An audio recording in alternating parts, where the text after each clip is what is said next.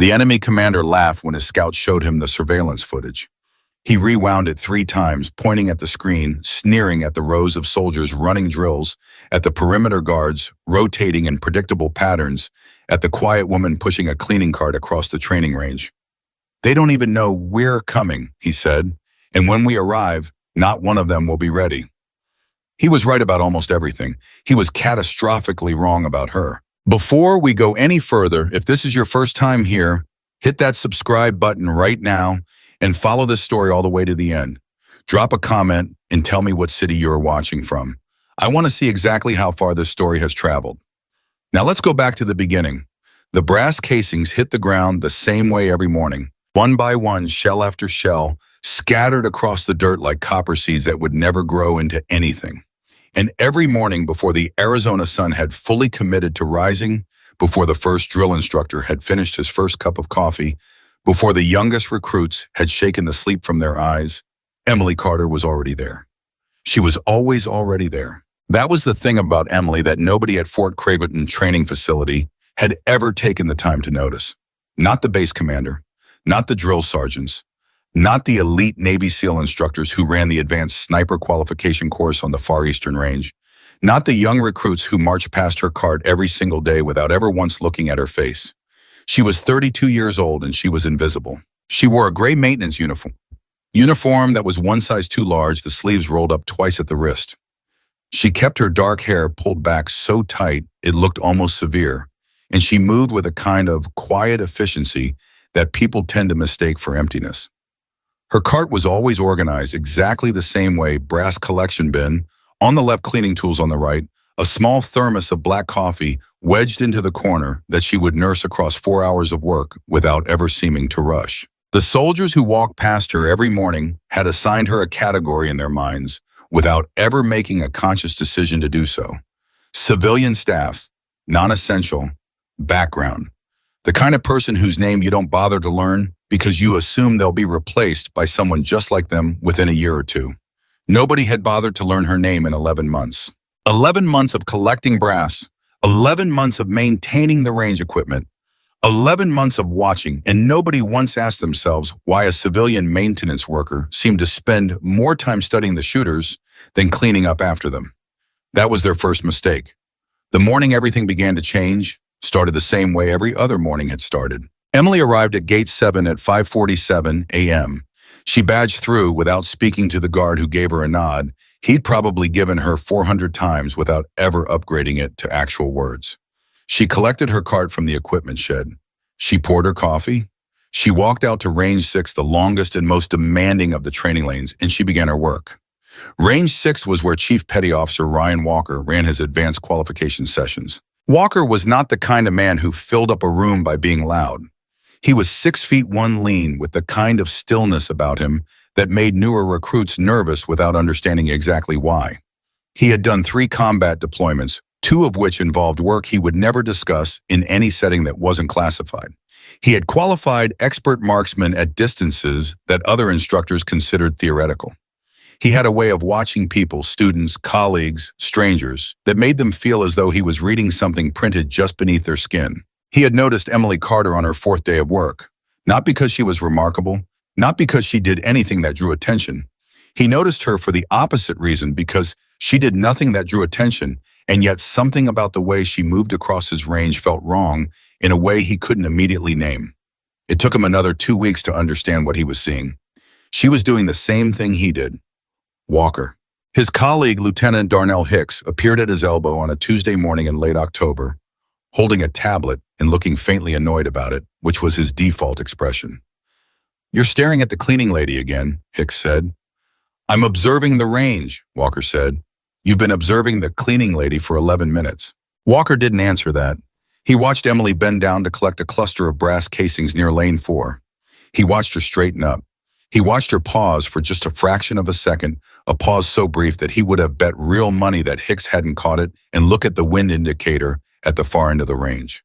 Then she looked at the shooter in Lane 4.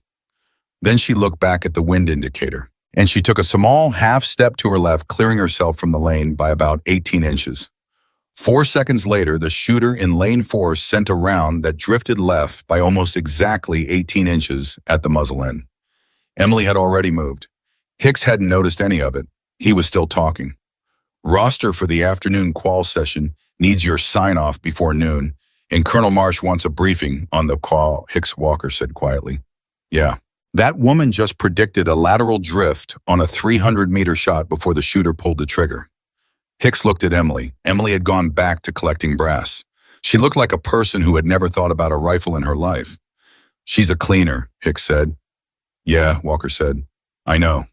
He didn't approach her that day. He didn't approach her the next day either. Walker had learned something over 15 years of working with people under high stress, that the most important information was always the information people weren't offering voluntarily.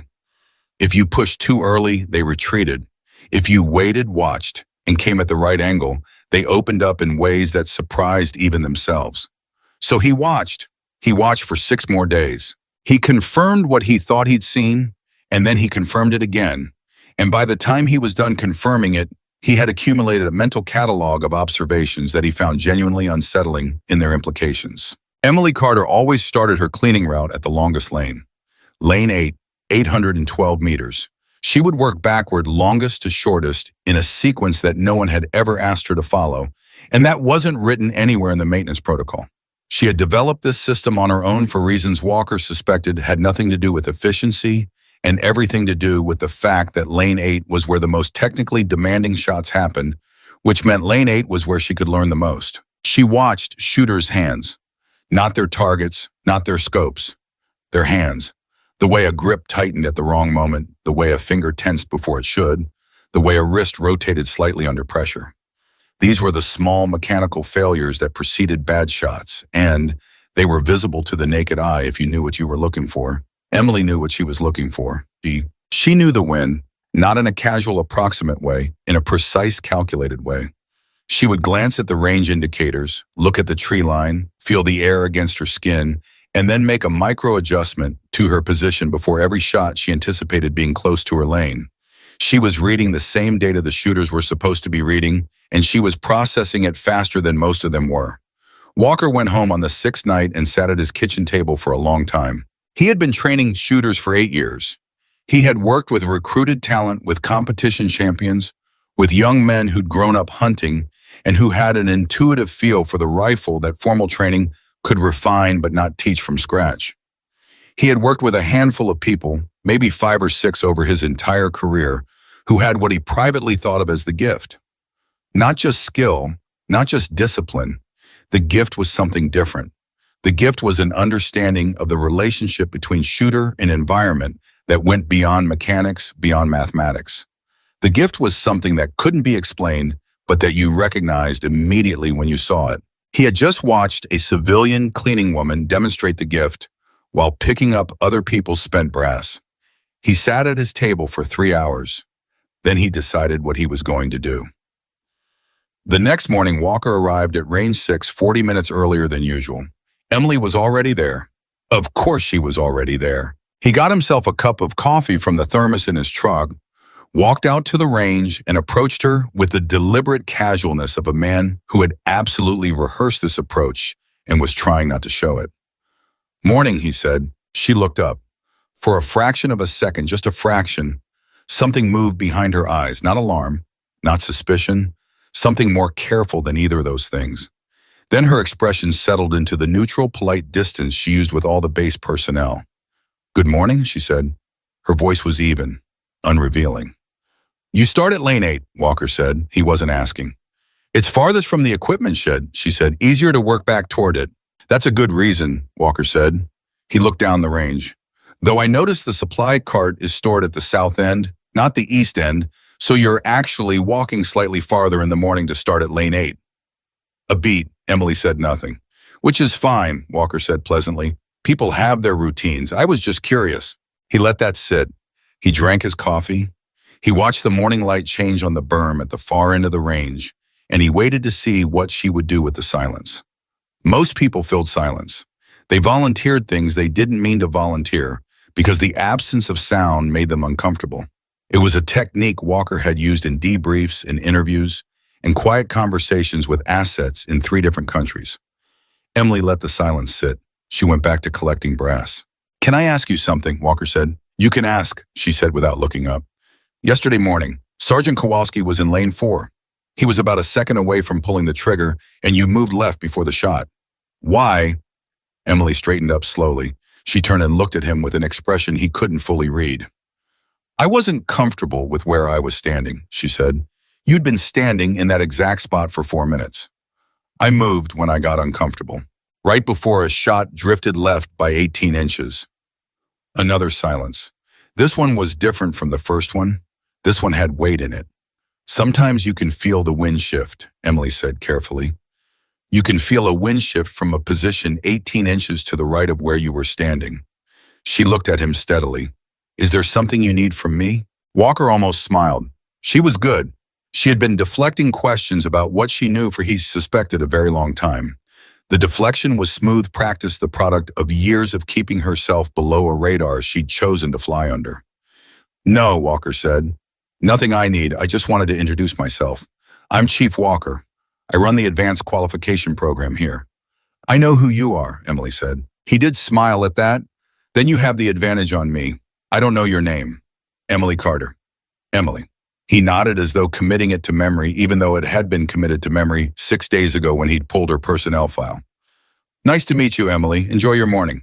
He walked back toward the instructor building, and he didn't look back because he didn't need to. He knew she was watching him go, and he knew she was thinking about the conversation he had just declined to finish. He found her again 3 days later. This time he had a question prepared.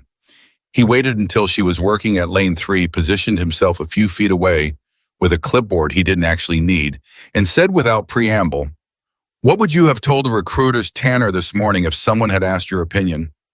Emily stopped moving. "I don't know who recruit Tanner is." Lane 6, 22 years old. He's been through the qual twice and he's not passing. This morning he had 4 groupings that should have been excellent and they all pulled slightly low right. Walker paused. "I'm genuinely asking. Not a test, just a question." A long moment. "He's compensating," Emily said finally. Her voice was flat, like someone reading a fact from a document. "Compensating how?" "His trigger pull. He's applying lateral pressure with the pad of his finger instead of the first joint. Probably developed the habit in a high-pressure session, and now it's automatic. He doesn't know he's doing it." She paused. "Also, his breathing isn't controlled on the exhale. He's rushing it." Walker wrote nothing down. He didn't need to, but he kept his eyes on the clipboard so she couldn't see his face clearly. "How long did you watch him?" he asked. "This morning, about 40 minutes. And before this morning, he's been on range 6 for about 3 weeks. Walker looked up from his clipboard. "You've been watching him for 3 weeks. Emily seemed to realize in that moment that she had said more than she intended to say. Her jaw tightened slightly. It was a very small tell, but Walker caught it. "I observe what's happening on the range," she said carefully. "It's how I know when it's safe to move." "Emily." Something in his tone stopped her. "I'm not asking to get you in trouble," Walker said. "I'm not asking to evaluate your access or your clearance or anything about your employment here. I'm asking because I've been watching you for 3 weeks and I think I know what I'm seeing and I would like to understand how it's possible." The morning was very quiet around them. The range wasn't active yet. There was only the sound of the Arizona wind moving along the berm, carrying the faint mineral smell of disturbed soil. Emily Carter stood very still for a long moment. Then she said in a voice so controlled it barely qualified as emotional, "My father trained me to shoot." And that was how it started. She didn't tell him everything that first morning. She gave him pieces. The way someone gives pieces of something that's been broken, carefully checking each fragment before handing it over, monitoring your expression to see if you're going to be careless with what you're being given. Her father's name was Robert Carter. He had grown up in rural Montana in the kind of poverty that teaches children practical skills early, because practical skills are survival. He had learned to shoot before he learned to drive. He had learned to read wind and distance and terrain the way other men learned to read financial reports as a language essential to navigating the world as he found it. He had passed all of it to Emily. "How old were you?" Walker asked. 7 when he started teaching me basics. 12 when he started taking me seriously." "What does taking you seriously mean?" Emily thought about it, It means he stopped simplifying. He stopped explaining things the way you explain things to a kid. He started talking to me like I was a peer, like what I thought about a shot actually mattered. She paused. He used to say that a rifle was the most honest thing a person could hold. It didn't care how old you were. It didn't care if you were a man or a woman or what you looked like. It only cared if you understood it. Walker was quiet. He had heard a lot of people talk about shooting over the years. He had heard people talk about it with love, with competitive hunger, with the barely concealed aggression of people who confuse marksmanship with dominance.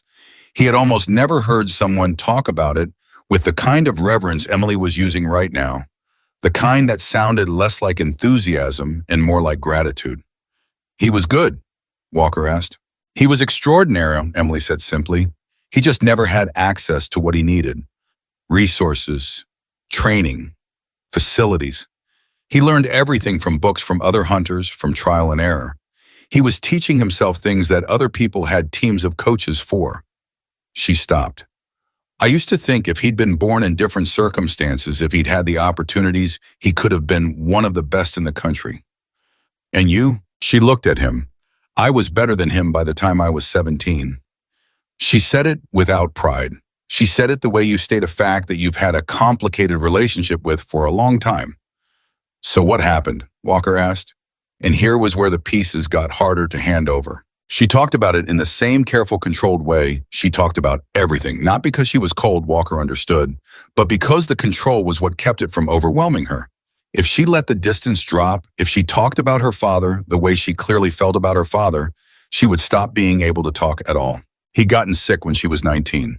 It happened fast, the way serious illness often does, with a casualness that the universe seems to employ when it delivers the worst news.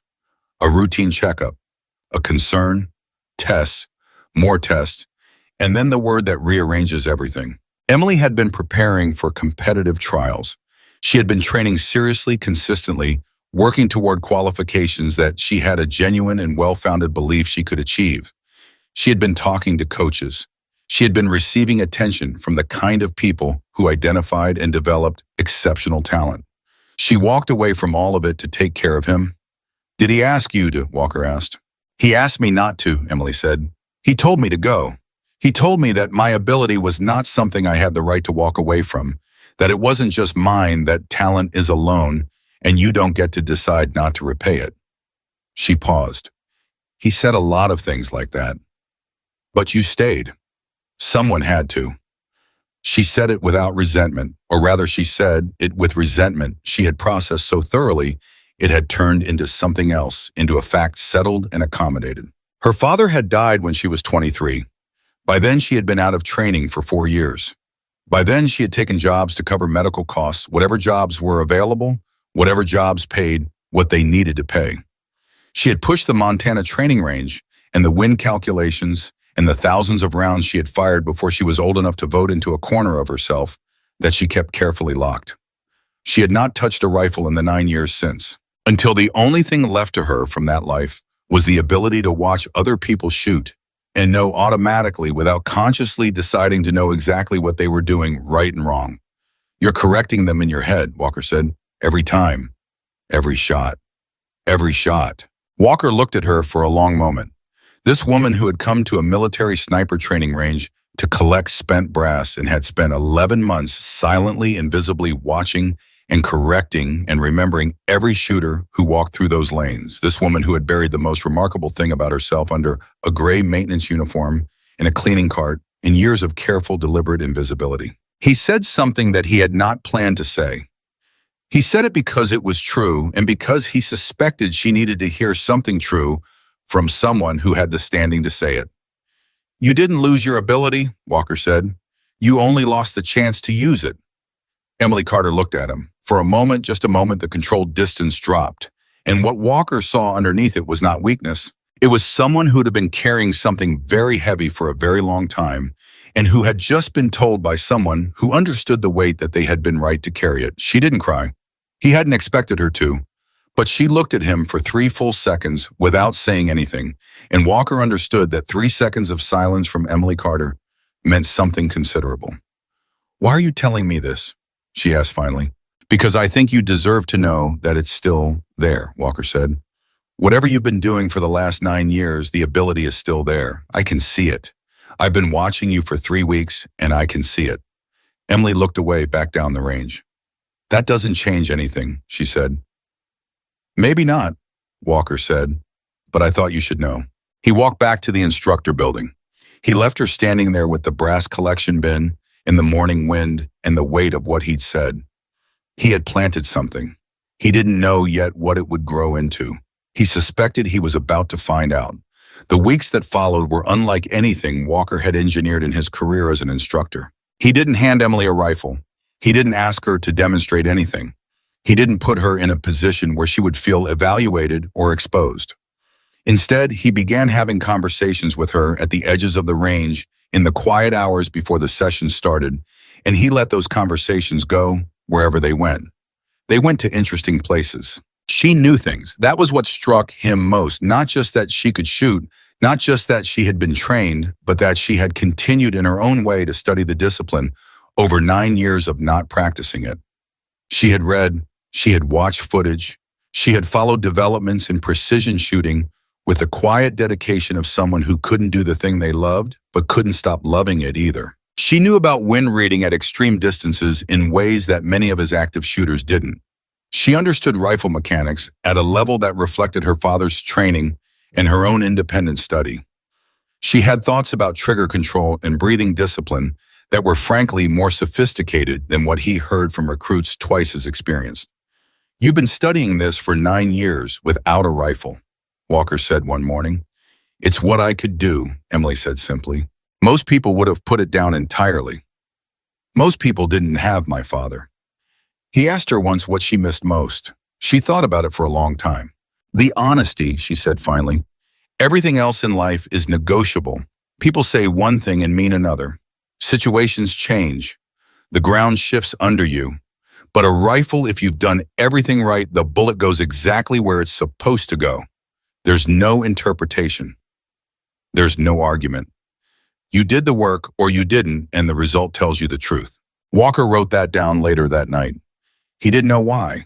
He just thought it was the most accurate description of precision shooting he'd heard in 15 years of working with the finest marksmen in the military. The morning after he wrote it down, he walked out to Range 6 at 5:47 a.m.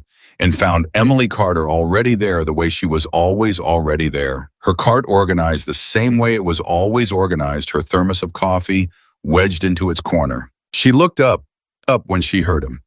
You're earlier than usual, she said. I've been thinking, Walker said, about. He held out his personal shooting log. It was a small, battered notebook he had been keeping for 11 years, filled with range data and conditions and notes from thousands of sessions. He had never shown it to a recruit. He had never shown it to a colleague. It was a private document, the kind that serious practitioners keep for themselves, the record of a career spent in honest conversation with the rifle. Emily looked at the notebook. She looked at him. Read it, Walker said. Take your time, give it back when you're done. He paused. And then I'd like to know what you think. She took the notebook with the careful hands of someone who understood what they were being given. And for the first time in 11 months, Emily Carter looked at something on that base that wasn't made of spent brass and empty lanes. She looked like someone who had just been handed a key to a room they had locked behind them a very long time ago. Walker walked back toward the instructor building. Behind him, he heard the soft sound of the notebook opening. He heard the rustle of a page turning. He didn't look back. He was smiling. She returned the notebook 4 days later. She handed it to him without ceremony, the way she did everything, but her eyes were different. Something had shifted in them over those 4 days. Something that was hard to name precisely, but that Walker recognized because he had seen versions of it before. The particular light that appears in a person's eyes when they have remembered something about themselves that they had almost finished forgetting. Well, Walker said.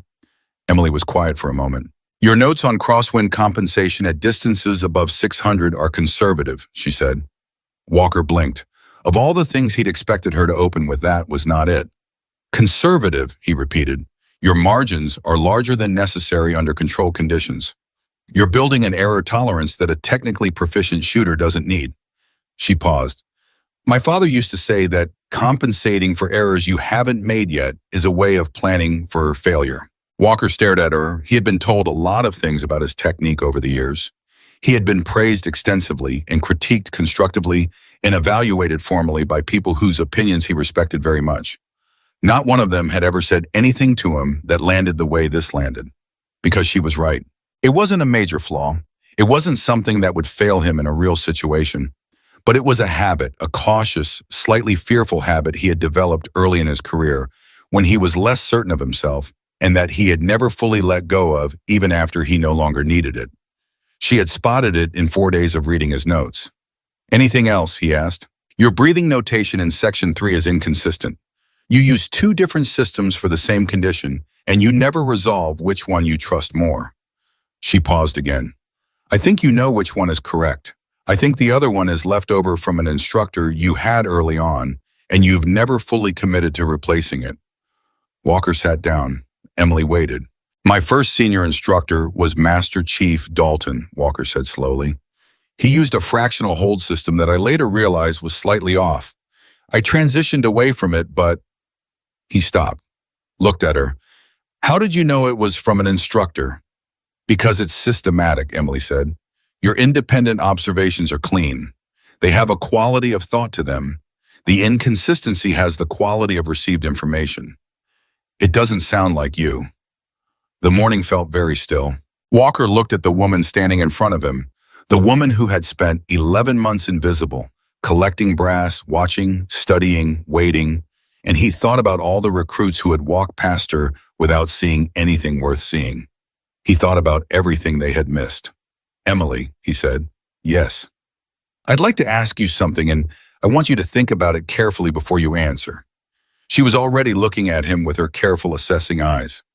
"All right, what would it take to get you back on a range?" The silence that followed was the longest silence Emily Carter had produced in 6 weeks of morning conversations. When she finally spoke, her voice was very quiet. "I don't know," she said. "I genuinely don't know." "That's honest," Walker said. "You said you liked honesty." "I do." He stood up. "Take some time, no pressure, no deadline." He picked up his clipboard and headed back toward the range. "But Emily, whatever your answer is, I want you to know one thing." She waited. "Your father was right. Talent is a loan." Walker looked at her steadily. "I think it might be time to think about repaying it." He left her standing there in the early morning light in her gray maintenance uniform, with the brass collection bin at her feet and the memory of her father's hands on her shoulders, and something that felt for the first time in 9 years like the beginning of something rather than the continuation of an ending. She stood there for a long time after he was gone. Then she bent down, collected the next handful of brass and dropped it in the bin, one by one, the way she always had, except this time something behind her eyes was different. This time, when she straightened up and looked down the range, all 812 meters of it, stretching out before her into the Arizona morning, she didn't look away. She looked at it the way her father had once taught her to look at a shot, honestly, without flinching, as if she were finally, for the first time in 9 years, willing to see what was actually there. 3 days after Walker left her standing at the end of Range 6, Emily arrived at Gate 7 4 minutes earlier than usual. It was a small thing, 4 minutes, nobody noticed. The guard gave her the same nod he always gave her, the one that had never graduated into actual human acknowledgement, and she badged through without speaking and collected her cart from the equipment shed the same way she always did. But she started at Lane 8 again, and this time she stayed at Lane 8 for 23 minutes before moving on. She stood at the shooter's position. Not behind the line, civilians weren't permitted behind the line, but close enough to it that she could feel in her body and the muscles of her shoulders and her forearms. In the particular stillness, she could still summon in the center of her chest what it would feel like to be the person lying behind the rifle. She stood there for 23 minutes, and she thought about her father. She thought about the first time he had let her fire his .308 without assistance, without his hands guiding hers, without the safety net of his voice coaching her through it. She had been 13 years old, and the recoil had knocked her back harder than she'd expected, and she had come up laughing instead of crying, and he had looked at her with an expression she had only understood later, much later, years later after he was gone, as pride of the particular kind that goes so deep it almost looks like grief. She thought about all of that for 23 minutes at Lane 8. Then she moved on to lane 7, and she collected brass, and she didn't think about any of it for the rest of the morning. That was how it worked for the next week and a half. The memory would rise, Walker's words would come back to her, and she would let them sit for a defined and controlled period, and then she would put them away again.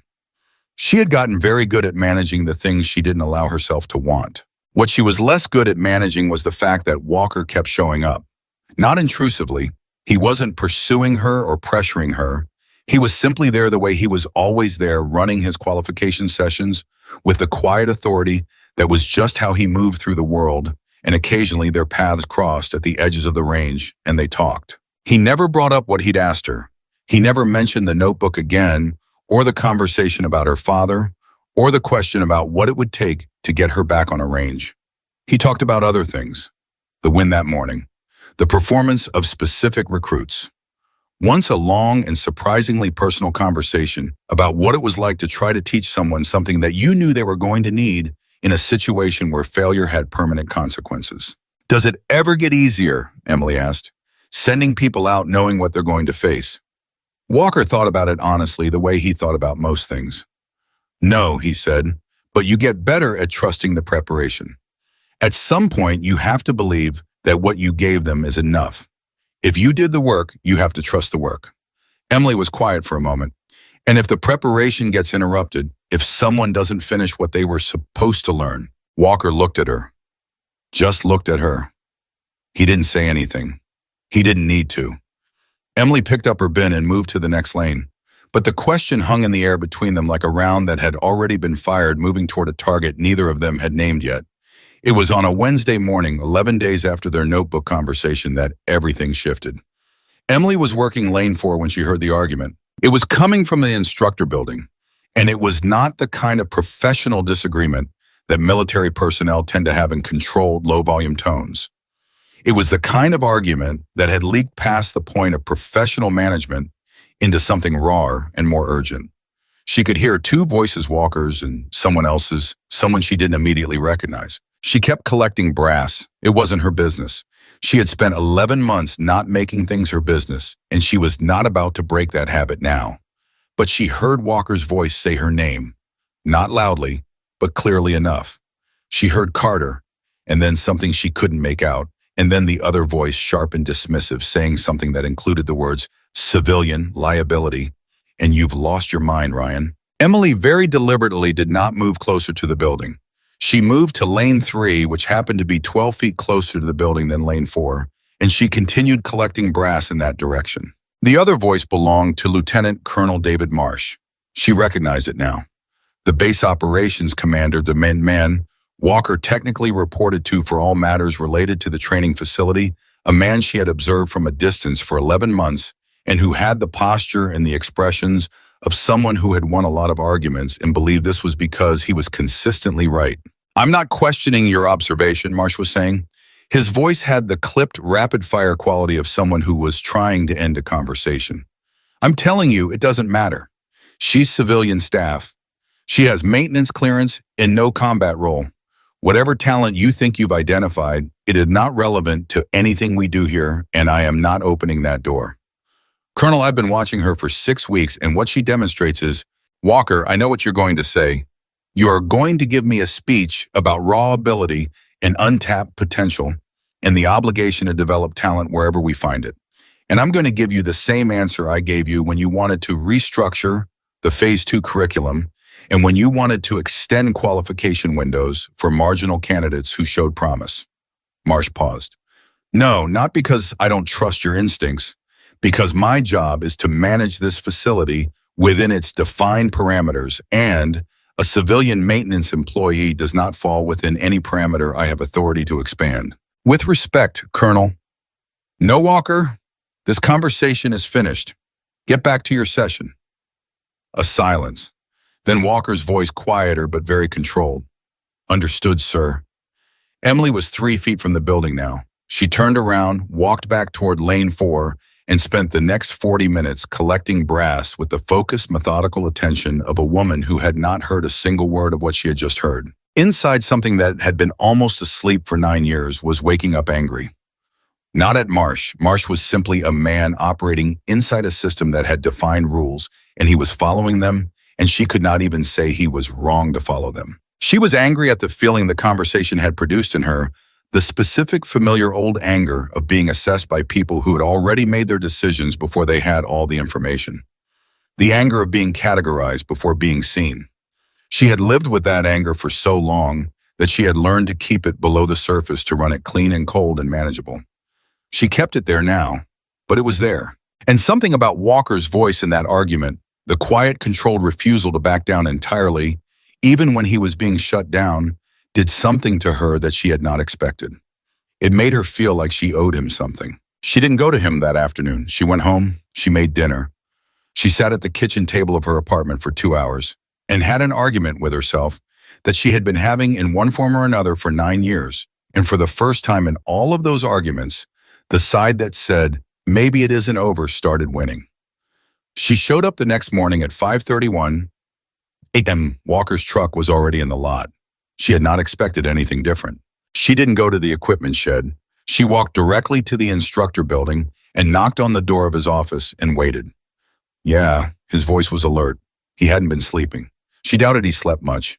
She had the sense that Walker and she shared a particular affliction, the kind of mind that didn't know how to fully turn off. She opened the door. He was at his desk with the morning's range schedule and a mug of coffee that had probably gone cold. He looked at her and his expression shifted, not to surprise exactly, but to a kind of careful attention, the look of someone who recognizes that something significant is happening and is determined not to mishandle it. I heard your conversation with Colonel Marsh yesterday, Emily said. Walker didn't look away. How much of it enough? A pause. I'm sorry you heard that. Don't be. She stepped into the office and closed the door behind her. I want to know something, and I want a straight answer. All right. If the situation were different, if the rules were different, if I were a different category of person, would you actually put me on a range? Walker looked at her for a long time. He put down the mug. Yes, he said. No hesitation, no qualification. Without question. Emily nodded slowly. Then I want to know something else. Go ahead. Is there any part of your facility, any lane, any time that a civilian maintenance employee has legitimate access to for purposes that could be interpreted as routine maintenance that happens to involve spending time at a firing position? Walker was very still. He was a man who had spent his career operating in situations where the line between what was permitted and what was possible required very precise navigation. He understood what she was asking. He understood every dimension of what she was asking. The equipment inspection protocol requires physical verification of range surface condition at all active positions, Walker said slowly, including positions at lane 8, including positions that are from a practical standpoint indistinguishable from a prone firing stance. Is there a time when lane 8 is inactive? An inspection would be appropriate. Thursday mornings, 45 minutes before the first qualification session. Emily nodded. I'll need the inspection checklist. I'll have it on your cart Thursday morning. They looked at each other across the desk. Neither of them said anything about what they had just arranged. Neither of them needed to. Emily, Walker said as she turned toward the door. She stopped. What changed? He asked, not interrogating, genuinely wanting to understand. She thought about it for a moment. She thought about Marsh's voice saying the word civilian with the finality of a door closing. She thought about Walker's voice refusing to accept that finality even after it had been imposed. She thought about her father's hands on her shoulders and the way he used to say that the rifle didn't care who you were, only whether you understood it. You didn't give up the argument, she said, even when you lost it. Walker said nothing.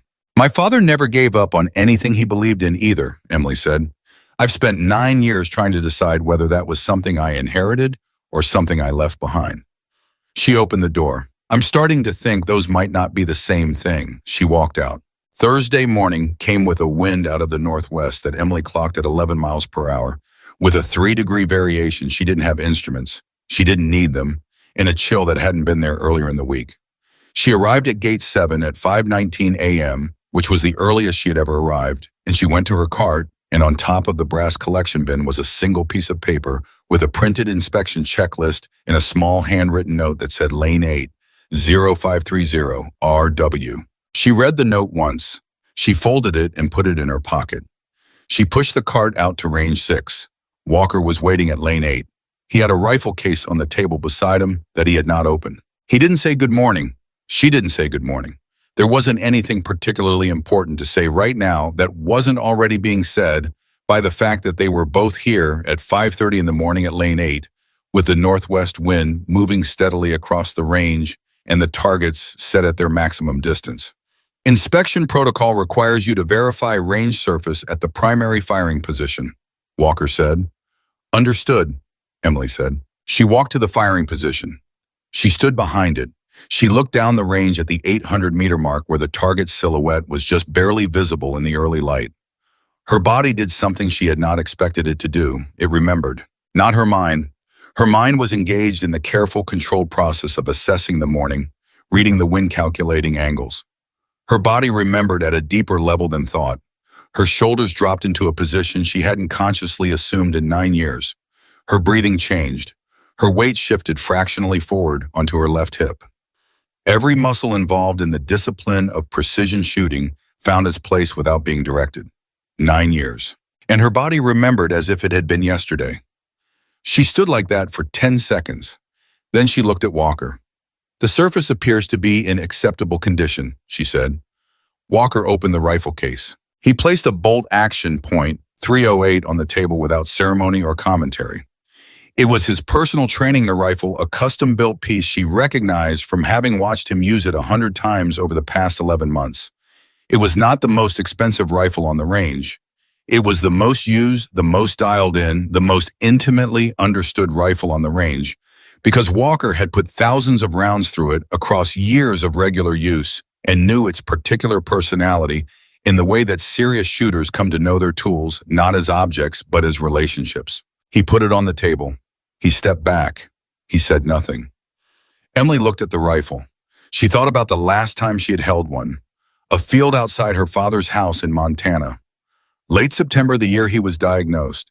She had fired 20 rounds into a hillside target at 400 meters, hitting dead center every time, and then put the rifle down and walked inside and started making the phone calls she needed to make. She had not picked one up since. She reached out and placed her hand on the stock. The feeling that went through her was not what she had expected. She had expected grief.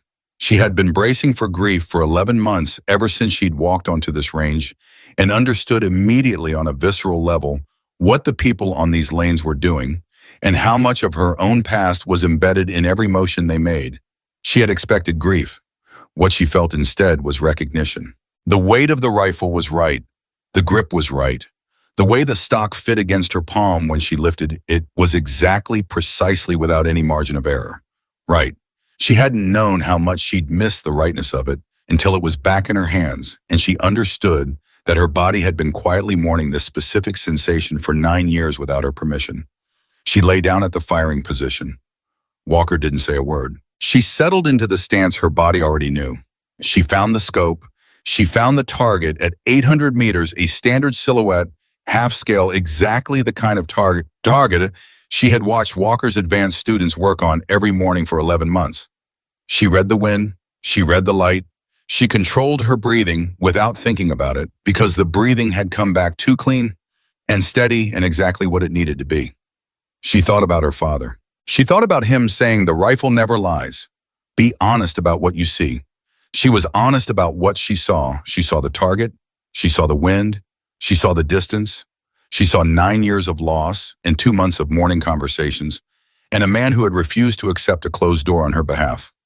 She saw all of it, and then she let all of it go because that was also something her father had taught her, that the moment before the shot was not for anything except the shot. She fired.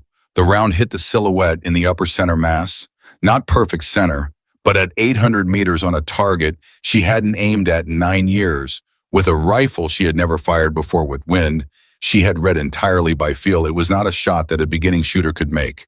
It was not a shot that most experienced shooters could make first try. She ejected the casing. She steadied herself. She fired again. The second round hit higher and slightly left, correcting for something she had learned from the first shot. In a fraction of a second, the kind of real-time adjustment that happened below the level of conscious thought in people who had been trained the way she had been trained. She fired a third time, dead center. She lay still for a moment. The range was completely silent. She could hear the wind and her own breathing and nothing else. She got up. She set the rifle back on the table. She looked at Walker. Walker was looking at her with an expression she hadn't seen on his face before. She had seen him watch shooters score remarkable results. She had seen him acknowledge excellence in his students with a nod and a controlled professional satisfaction. She had never seen him look the way he looked right now, like he had just confirmed something that he had almost talked himself out of believing was real. "Say something," Emily said. "I don't have words for that," Walker said quietly. 3 shots at 800 meters after 9 years is not impressive, Emily said. She was keeping her voice level and she was almost managing it. "My grouping was off. My breathing took longer to stabilize than it should have. My first round was acceptable, but not what I would have." "Emily." "What?" "Stop critiquing the shots you just made and look at the target." She looked at the target at 800 meters. 3 rounds, upper mass, a grouping that tightened progressively, round by round, demonstrating real-time correction and escalating precision. 3 rounds from a shooter who hadn't fired a rifle in 9 years. She looked at the target, and something happened that she had not permitted herself in 9 years. Not grief, she'd had enough grief. Not pride, this wasn't the moment for pride. Something between them. Something that felt like her father standing behind her with his hands on her shoulders, saying what he had always said when she did something right. "There she is. There's my girl." She turned away from the target before Walker could see her face. "I need to finish the inspection protocol," she said. "Right," Walker said. His voice was careful and steady. "Take your time." She collected herself. It took about 30 seconds, which for Emily Carter was approximately 25 seconds longer than she allowed herself for anything. She turned back around. Walker was looking at his inspection checklist with an attention that was clearly not about the inspection checklist. "I want to come back," she said. "Thursday mornings. The inspection protocol requires weekly verification," Walker said. "Then I'll verify weekly." "That's good maintenance practice." She picked up her cleaning cart. She was almost to the edge of the range when Walker spoke behind her. "Emily," she stopped. "What was his name?" She didn't have to ask who he meant. "Robert," she said. "His name was Robert." She kept walking, but her step was different. Her shoulders were different. The way she held herself as she moved across the range was different in a way that she couldn't fully define and didn't try to. She had spent 11 months moving like someone who was trying not to be seen. For the first time, she moved like someone who had remembered there was nothing wrong with being looked at. It was a Thursday in early November, when everything she had been carefully rebuilding got tested in a way she had not prepared for. She arrived at Lane 8 at 5:27 a.m. Walker was there, but he was not alone. Lieutenant Colonel Marsh was standing 15 feet behind the firing line with his arms crossed and an expression that Emily recognized from 11 months of watching officers communicate displeasure across the ranges. Walker met her eyes for a fraction of a second, and his expression said, "I didn't plan this." "Miss Carter," Marsh said. He said it with the particular formality of someone who has decided this encounter is going to be official. "I understand you have been conducting range equipment inspections on Thursday mornings." Emily kept her voice level. "The maintenance protocol requires weekly surface verification at active firing positions." "I've reviewed the maintenance protocol," Marsh said. He let that sit for a moment. "It does not specify individual lane inspection positions. It refers to general surface condition of active range areas."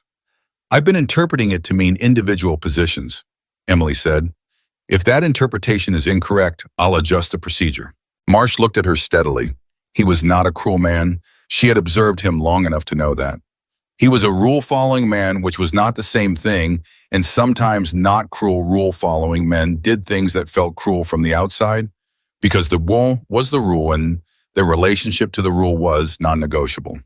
"I also understand," Marsh said, "that Chief Walker has been present during these inspections." Chief Walker runs the qualification program on Range 6. He's present most mornings. "Has Chief Walker provided you with any range equipment during these inspections?" "A beat, just one. The inspection protocol requires that surface condition be verified from all standard user positions," Emily said carefully, "including prone positions. Chief Walker provided standard range equipment necessary for proper position verification. Marsh turned to Walker. Is that what happened? That's an accurate description of the inspection procedure, Walker said. His voice was absolutely flat, professionally flat, the kind of flat that takes years to develop. Marsh was quiet for a moment. He looked at Emily, he looked at Walker, he looked at the range and at the inspection checklist on the table and at the rifle case that Walker had placed there before Emily's arrival and that he clearly wished was elsewhere right now. Chief Walker, Marsh said finally, my office, this afternoon at 1400. Yes, sir, Walker said. Marsh left. The silence he left behind was dense enough to press against the skin. I'm sorry, Ben, Emily said. Her voice was quiet and controlled, and she meant it completely. Don't be, Walker said. Colonel Marsh is going to... Let me worry about Colonel Marsh. Walker. She turned to look at him directly the way she rarely looked at people directly, because direct eye contact was something she had learned to use sparingly. I don't want to be the reason you lose something. Walker met her eyes without flinching. And I don't want you to be the reason you lose something again, he said. We've already established that one of us has more experience with that particular outcome, and it wasn't me. Emily was quiet. You hit dead center on shot 3, Walker said. At 800 meters, after 9 years. He picked up the rifle case. Whatever Marsh says to me at 1400 today, that doesn't change. She watched him close the case. She thought about shot 3. She thought about the way her body had absolutely known where the round was going before it left the barrel. The particular stillness that came before the perfect shot, the moment when everything aligned and you could feel the truth of it before the trigger moved. Her father used to call it the confirmation, the moment the rifle agreed with you. She had felt the confirmation on shot 3, 800 meters after 9 years of silence. Same time next Thursday, she asked. Walker looked at her. I'll have the inspection checklist on your cart, he said. She picked up her cleaning cart. She started the long walk back toward the equipment shed, and she was still thinking about the confirmation about that moment of perfect alignment, about what it meant that her body had held on to something her mind had tried to put away. She was thinking about all of that when her radio crackled the maintenance channel, the one that relayed facility-wide communications to civilian staff in case of safety events. The voice on the radio was clipped fast, carrying an undertone of tension that most people might have missed. Emily did not miss it. She had been on this base for 11 months. She had listened to that radio every working day. She knew the difference between a routine announcement and a transmission where the person speaking was controlling something more than the content of their words. She stopped walking. The transmission lasted 8 seconds. It was about a scheduled perimeter maintenance window. Routine, unremarkable. The kind of thing nobody was supposed to pay attention to. But the maintenance window being described was not on any schedule Emily had been given. She maintained a copy of every scheduled operation on base because knowing the schedule was how she managed her routes efficiently. She knew that schedule the way she knew the wind on range 6. There was no maintenance window scheduled for the east perimeter this week. She stood very still in the middle of the range. She thought about the transmission. She thought about the east perimeter. She thought about something she had noticed 3 weeks ago and filed away because it was not her job to act on things. She noticed a vehicle parked outside the facility's secondary gate, 2 mornings in a row, at an angle that suggested the occupants were watching the gate rather than waiting to pass through it. She thought about Walker's inspection checklist in her pocket. She thought about shot 3. Then she picked up her radio and called maintenance dispatch and asked in her most ordinary routine maintenance voice to confirm the east perimeter window scheduling reference number. There was a pause on the other end. There's no reference number for that, dispatch said. We don't have a window on the schedule for east perimeter this week. Copy that, Emily said. Probably a miscommunication. I'll confirm with operations. She put the radio down. She stood on range 6 in the early morning light with the northwest wind moving across the range and something cold and certain settling into the center of her chest. Something was wrong. She didn't know exactly what or how wrong or what it would mean when the wrong thing became visible, but she had spent enough of her life in the patient, precise discipline of reading environments, of seeing what was actually there instead of what you expected to see, to know that what she was feeling right now was not anxiety and it was not paranoia. It was the same feeling she had felt every time without exception that the rifle had confirmed a shot before she fired it. The certainty of a truth that had already happened and was simply waiting for the rest of the world to catch up. She started walking toward the instructor building. She walked fast, not running, not panicking, but with the particular controlled urgency of a woman who had learned from the most patient teacher she had ever known that the difference between a shot that lands and a shot that misses is almost always the quality of attention you brought to the moment before everything started moving. The moment before was now. She was paying attention. Emily was still 20 meters from the instructor building when the first explosion hit. It was not the loudest sound she had ever heard, but it was the most wrong sound she had ever heard, wrong in the way that a sound can only be wrong when it belongs to a category of event that should never happen in the place where it is happening. The range had sounds. She knew every sound the range made, controlled detonations during demolition training, qualification fire, the particular crack of a high-velocity round leaving a muzzle at distance. She knew all of those sounds in her bones. This was not any of those sounds. The ground vibrated through the soles of her work boots, and she felt the pressure wave move through her chest before her mind had finished processing what her ears had heard. Somewhere east, exactly east, where the maintenance window announcement had referenced a column of smoke, was already beginning to rise. She stopped moving, not because she was frozen. Emily Carter did not freeze. She stopped because she was doing what her father had trained her to do in the half-second before any significant action. She was reading everything available before committing to a direction. 3 seconds. East perimeter. Smoke. One detonation, which meant either one device or the first of several. The maintenance radio call that had referenced an east perimeter window that didn't exist on any schedule. The vehicle she had observed 2 mornings ago parked at the secondary gate at an angle that made no logistical sense. 3 seconds was all she needed. She turned and ran for the instructor building. Inside, it was already controlled chaos. Walker was at the operations board with Sergeant First Class Diaz and 2 of the junior SEAL instructors, Petty Officers Ramos and Chen, and they were working a communications console that was producing intermittent static where it should have been producing clear channels. Marsh was on a separate line, his voice stripped of everything except function, giving and receiving information, with the efficiency of a man whose training had been designed precisely for moments like this one. Nobody looked up when Emily came through the door. "East perimeter has been breached," Diaz was saying, his voice flat and rapid. "Mortar team minimum 2 personnel confirmed position near the generator array. We've got comms down on channels 2 and 4. "How many civilians on base?" Walker said. "Current manifest has 14 civilian personnel. Motor pool has 6 confirmed inside. They went in for the early maintenance window at 0600 and haven't come out." Walker looked at the board. "They're trapped." "Motor pool's in the southeast quadrant," Diaz said. "If the breach is east and they're pushing toward the command center, they go right past the motor pool," Walker finished. He said it quietly, and the quiet made it worse than if he had shouted it. That was when he looked up and saw Emily standing inside the door. For a fraction of a second, Walker's expression did something complicated.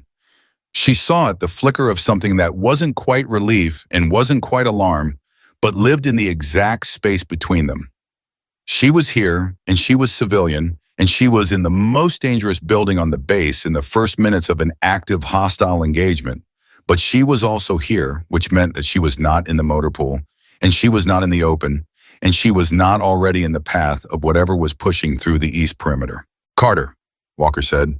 "The east perimeter maintenance call was false," Emily said, immediately walking forward. "It went out on the civilian maintenance channel at 0547. There's no record of it in the scheduling system. Whoever put it out was testing response patterns or clearing civilian traffic from a specific zone." The room went quiet for 1 second, just one. "She's right," Ramos said, pulling up the maintenance log on his tablet. "There's no authorization code on that transmission." Marsh turned from his separate line and looked at Emily with an expression that had no room in it right now for the conversation he'd been planning to have with Walker at 1400. "How did you know to check the schedule?" "Because I maintain the schedule," Emily said, "and I know what's on it." Marsh held her gaze for exactly 2 seconds. Then he turned back to his line. That was all the acknowledgement available in this moment, and she understood that and didn't need more. "What's the current position?" Walker said to Diaz. "Mortar team is confirmed at grid Echo 7. They've fired 2 rounds, 1 hit near the generator array, 2nd impacted the vehicle yard. No confirmed casualties yet. We have Kowalski and Thompson on the south defensive position, Martinez and Lee holding the main gate. The advanced qualification students are armed and positioned at the training annex. That leaves the command center and the motor pool undefended, Walker said. Yes, sir. Walker looked at the operations board. He looked at the map.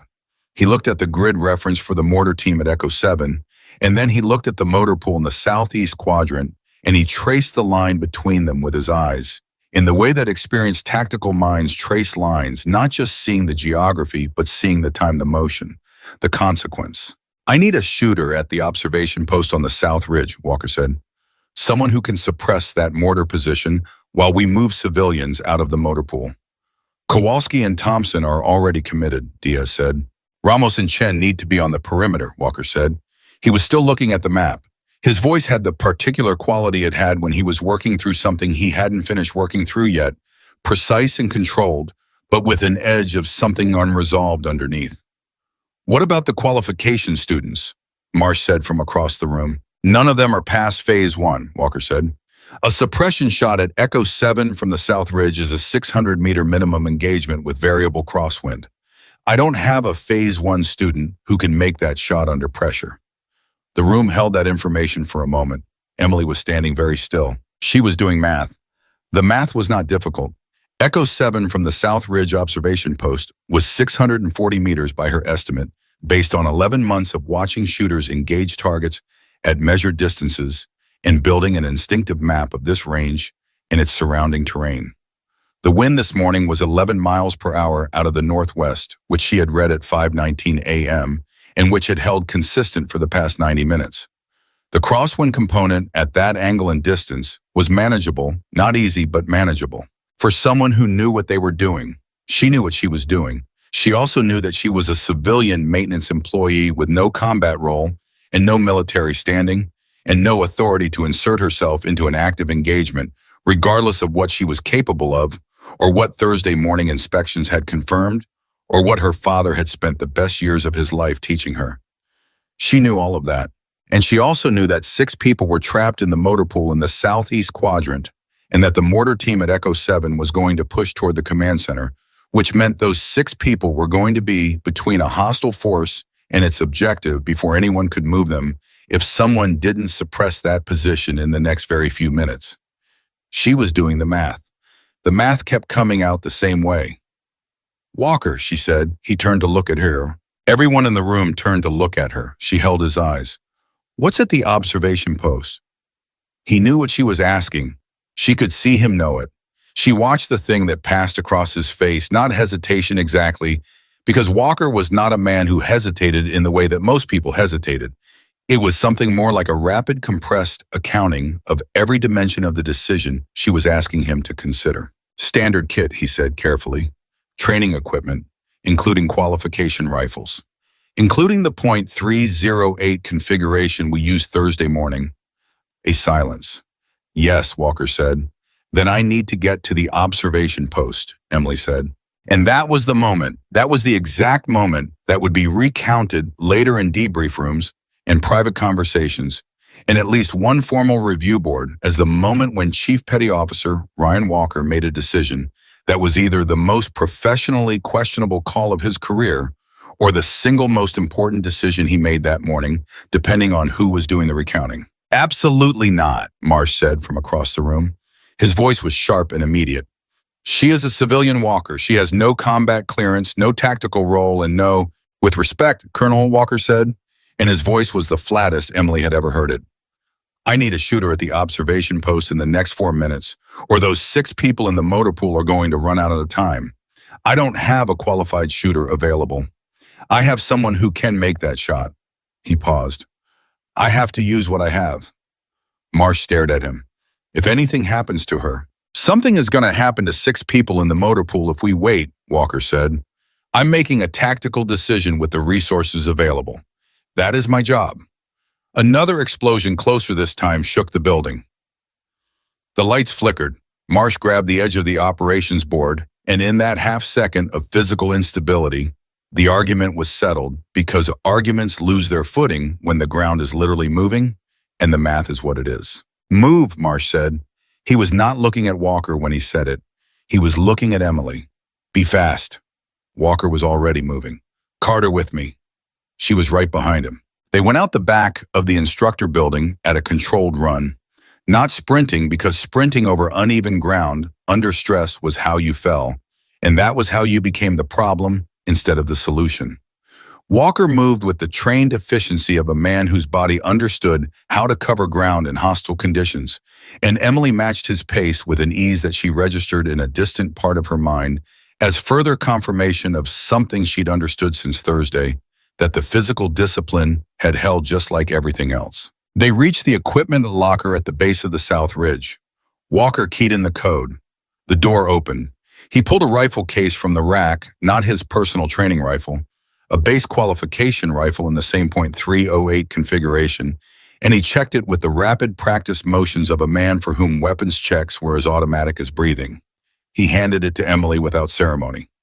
Magazine is loaded, he said. 10 rounds. You won't need more than 3. Emily took the rifle. The weight was right. Her body confirmed it immediately. Distance to Echo 7 from the post, she asked. She wanted to verify her estimate. 635, Walker said. 4 meters off. She had estimated 640. Wind 11 northwest. It's held steady all morning. I know, she said. Walker looked at her. Emily. She was already moving toward the ridge path. I know. These are not targets, he said. She stopped. She turned around and looked at him. I know what they are, she said. He held her gaze for 2 seconds. He was looking for something she understood. Not doubt he wasn't checking for doubt. He knew better than that. He was looking for the thing that her father had always looked for in the moment before she took a significant shot. The thing that determined whether a person was going to be able to do what the situation required. He found it. Post is 20 meters up the path right side, he said. Go. She went. The ridge path was steep, and she took it fast. The rifle case in her left hand, her right hand touching the rock face for balance on the sharper angles. She was breathing correctly, without thinking about it. Measured, controlled her body, managing the exertion without letting it get into her oxygen supply in a way that would compromise what came next. 20 meters right side. She found the right side.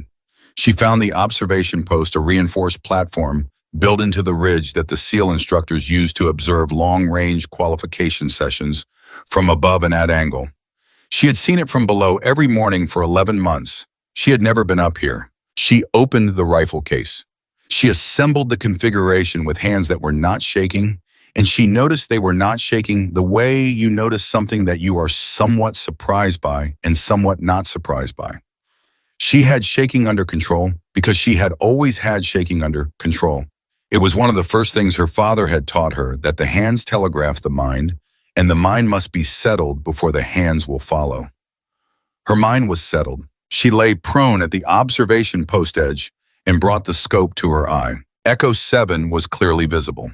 2 personnel, which confirmed Diaz's minimum estimate. They were positioned behind a vehicle barrier with the mortar tube angled toward the command center. One was operating the tube. One was managing the ammunition supply. They were working efficiently, which told her they had trained for this, specifically which told her something about the quality of what Walker and Marsh were dealing with this morning. She read the wind. 11 miles per hour northwest, exactly as it had been at 5:19 a.m. and at 5:47 a.m. and at every point since. It had not shifted, and she did not expect it to shift in the next 90 seconds. She calculated the hold, 635 meters. Crosswind component at this angle was approximately 4 miles per hour effective. Standard ballistic drop compensation. She ran the numbers in the part of her mind that had been running these numbers quietly automatically against her will for 9 years every time she watched Walker's shooters work. She found her position in the scope. She controlled her breathing. She thought about the motor pool. 6 people. She didn't know their names. She knew they existed, that they had arrived this morning before 6 a.m. for a maintenance window and had gone into a building and were now inside a building in the middle of something they had not planned for, and they were waiting the way people wait when they are in danger and hoping that someone somewhere is doing something about it. She thought about that for exactly as long as it took to complete one controlled exhale. Then she stopped thinking about it. Her father's voice came to her clear and close, the way it sometimes did in the moments that mattered most. Not a memory, something more present than a memory. Be honest about what you see. The rifle never lies.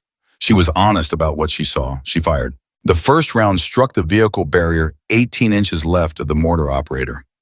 Not a hit, but close enough and deliberately so she had chosen a suppressing position rather than a direct engagement on the first shot to verify her win read and confirm her hold before committing to something she couldn't take back.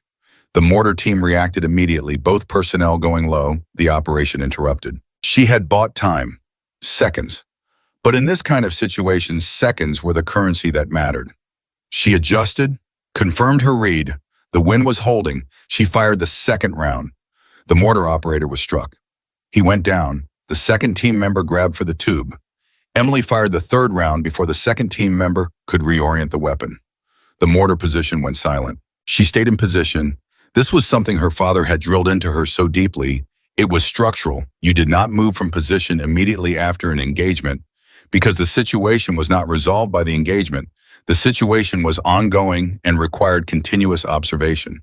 She watched Echo 7 through the scope. No movement, no resumption. The position was suppressed. Her radio crackled. Walker's voice controlled and fast. Post, this is Walker. Confirm status on Echo 7. Echo 7 is suppressed, Emily said. Her voice was steady. She was mildly surprised by how steady it was, and then she was not surprised at all because steadiness under this kind of pressure was not a personality trait. It was a trained response, and she had been trained. Copy that. A beat. Good shooting, Carter. She didn't respond to that. She stayed in position and kept her scope on Echo 7 and listened to the radio traffic below as Walker and his team moved to extract the 6 civilians from the motor pool. She heard the motor pool door open. She heard voices, civilian voices, confused and frightened and intensely relieved. She heard Walker managing the extraction with the calm authority of a man entirely in his element. She kept her scope on Echo 7. And then 3 minutes and 40 seconds after the motor pool extraction began, she saw something that made every other calculation she had made this morning irrelevant. Movement, north, above and behind the main command post, a position she recognized, a ridgeline she had been looking at from below for 11 months. A natural elevation that she had noticed in the abstract way she noticed everything on and around this range, the way you notice things when your baseline activity is reading environments. A figure, prone, the silhouette of a weapon she knew, a rifle. Not a qualification rifle, a precision rifle, long-barreled, stabilized. The kind of weapon carried by someone whose job was the same as the job she was currently doing, except aimed in the opposite direction. An enemy sniper on the North Ridge, targeting the command post, which was where Marsh was, which was where the communications equipment was, which was where Walker was about to return after the motor pool extraction. Walker, Emily said into her radio. Her voice was still steady. She was proud of that in a distant, almost impersonal way. I have a target on the North Ridge, precision rifle, targeting the command post. The radio was silent for 2 full seconds. Range, Walker said. She calculated. She had never ranged this particular geometry before North Ridge. To observation post was a diagonal she hadn't run, and she was working from terrain memory and visual reference rather than measured distance. She worked the calculation as fast as she could, cross-referencing landmarks she had been looking at every morning for 11 months. 800 minimum, she said, possibly 820. Wind is going to shift at the ridge junction. I can see the tree movement. I need 30 seconds. You have it, Walker said, and then Emily. She was already reading the wind shift. She was already tracking the new variables. She was already inside the calculation that her father had built into her across years of training in the mountains of Montana, the one that accounted for variables that didn't hold still, for conditions that changed between the moment you acquired a target and the moment you fired. But she registered Walker's voice. She registered that he had used her name in a tone she hadn't heard from him before. Not an instructor's voice. Something more direct than that. I need you to trust what you know, Walker said. Emily breathed. She thought about her father. She thought about every shot she had watched Walker's students make or fail to make over 11 months. She thought about Thursday mornings in the notebook and shot 3 at 800 meters, and the confirmation the moment the rifle agrees with you. She was waiting for the confirmation. The wind shifted. She had predicted it. She had built the adjustment into her hold before it happened because she had read it coming in the tree movement below the ridge junction, the way her father had taught her to read it. Not the current wind, but the incoming wind, the wind that was going to be there by the time the round arrived at the target. She settled, she breathed out, she waited for the confirmation. It came, she fired. 817 meters. Post-engagement calculation confirmed by Diaz 3 hours later using range equipment. 817 meters with a variable crosswind at the ridge junction that had shifted 45 degrees between her initial wind read and the moment she fired. The enemy sniper on the north ridge did not fire. The command post was intact. Walker was alive. Emily lay at the observation post with the rifle and the empty casing and the sound of her own breathing and the Arizona wind and an enormous, overwhelming, completely unexpected silence inside her that was unlike anything she had felt in 9 years. It wasn't relief. It was something older than relief, something that went back to a field in Montana and a man with patient hands and a voice that said the rifle never lies, and a 13-year-old girl who had pulled a trigger and come up laughing instead of crying.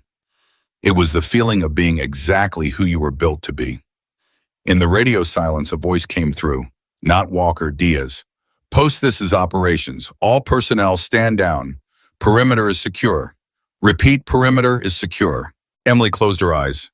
She was still lying prone at the observation post edge with the rifle in her hands and the wind moving across the ridge and the smoke from Echo 7 drifting east in the morning air. She thought about 6 people in a motor pool who had opened the door and walked out alive. She thought about a command post that was standing. She thought about a decision Walker had made in 4 seconds under impossible conditions, when every system and protocol and chain of command said one thing and his own judgment said another, and he had chosen his judgment. She thought about her father, and then she did the thing she had not let herself do in 9 years. She cried. Not the falling apart kind of crying. Not grief or breakdown or collapse. Just tears moving silently, the kind of release that a body produces when it has been holding something at high pressure for a very long time, and the pressure finally legitimately safely drops. She let it happen for 30 seconds. Then she wiped her face. She cleared the rifle. She stood up. She descended the ridge path the same way she had ascended. It controlled, measured, not hurrying, reading the terrain in front of her the way her father had taught her to read every surface she moved across. At the bottom of the path, Walker was waiting. He didn't say anything when he saw her. He looked at her face and he understood what the 30 seconds on the ridge had produced, and he had the wisdom to say nothing about it. She handed him the rifle. He took it. They stood there for a moment on the base of the south ridge with the Arizona morning around them and the smoke clearing from Echo 7 and the radio chatter of a facility reassembling itself after a crisis. The motor pool, Emily said. All 6 out, Walker said. Nobody hurt. She nodded. North Ridge, she asked. Your shot ended it, Walker said quietly. She nodded again. Across the range, she could see people emerging from positions and buildings with the particular careful relief of people who have been inside something terrible and have made it to the other side. She could see Ramos and Chen on the perimeter. She could see the qualification students, the Phase 1 recruits she had been watching for weeks moving in a group toward the command post. Their faces carrying the expression of young people who have just experienced something that is going to change how they understand what they are training for. She could see Colonel Marsh standing at the command post door. He was looking at her. Even across that distance, she could read his expression. She had spent 11 months learning to read this facility, the people in it, the distances between things, the weight of what happened where. She could read his expression from here. He was not looking at the civilian maintenance employee. He was looking at something else. He hadn't figured out what to call it yet. She could see that too, but the category she had occupied in his mind for 11 months, civilian, non-essential background, that category was gone. Whatever replaced it, he hadn't finished building yet. That was all right. She had time. She turned back to Walker. I need to return the inspection equipment to the locker, she said. Walker looked at her for a long moment. Then the corner of his mouth moved. Not quite a smile, something more controlled than a smile and more genuine than most smiles. Good maintenance practice, he said. She picked up the rifle case and walked back across range 6, past lane 8, past lane 7, past lane 4 where Sergeant Kowalski had been pulling left for 3 weeks before anyone told him about his trigger. Past all of it, past 11 months of mornings and spent brass and wind readings and invisible, watching, and the slow, patient rebuilding of something she had thought was gone forever. She walked across the range, and the morning light was full now, honest and clear, the kind of light that doesn't let anything hide. She had stopped hiding. She didn't know yet what came next. Walker would have something to say about that. Marsh would have something to say about it. There would be debriefs and reviews and formal conversations about things that had happened today that hadn't followed the rules they were supposed to follow. All of that was coming. But right now, she was walking across Range 6 with a rifle case in her hand and the wind on her face, and something her father had told her once on a cold morning in Montana when she had made a shot she hadn't believed she could make, running through her mind with the clarity of a truth that doesn't need to be explained. He had said, "Remember this feeling." Not the shot, the feeling before the shot when you knew. Remember that it's always been inside you. Remember that nothing that happens on the outside can take what's on the inside away from you. She remembered. She had always remembered. She had just needed someone to hand her back the key. The debrief started at 1400 hours. Emily had spent the 4 hours between the end of the engagement and the start of the formal review, doing exactly what she would have done on any other morning. She finished her inspection protocol. She returned the equipment to the locker. She completed her brass collection route on lanes 1 through 6 because lanes 7 and 8 were now part of an active incident scene, and she respected the tape without being asked. She made notes on her maintenance log. She drank the rest of her thermos coffee, which had gone completely cold sometime during the events of the morning and tasted like the inside of a decision she hadn't entirely finished processing. She was sitting on the equipment shed steps when Diaz found her at 1347. "Colonel Marsh wants you in the main conference room at 1400, Diaz said. He was looking at her with the expression of a man who was still recalibrating. She had noticed that expression on several faces since she had come down from the ridge, that particular look of someone whose mental filing system has encountered a document that doesn't fit any existing folder. "Bring your maintenance log." "All right," Emily said. "And Carter," he paused, "for what it's worth, what you did up there this morning." He stopped again. He was not a man who finished sentences like that easily, she could see.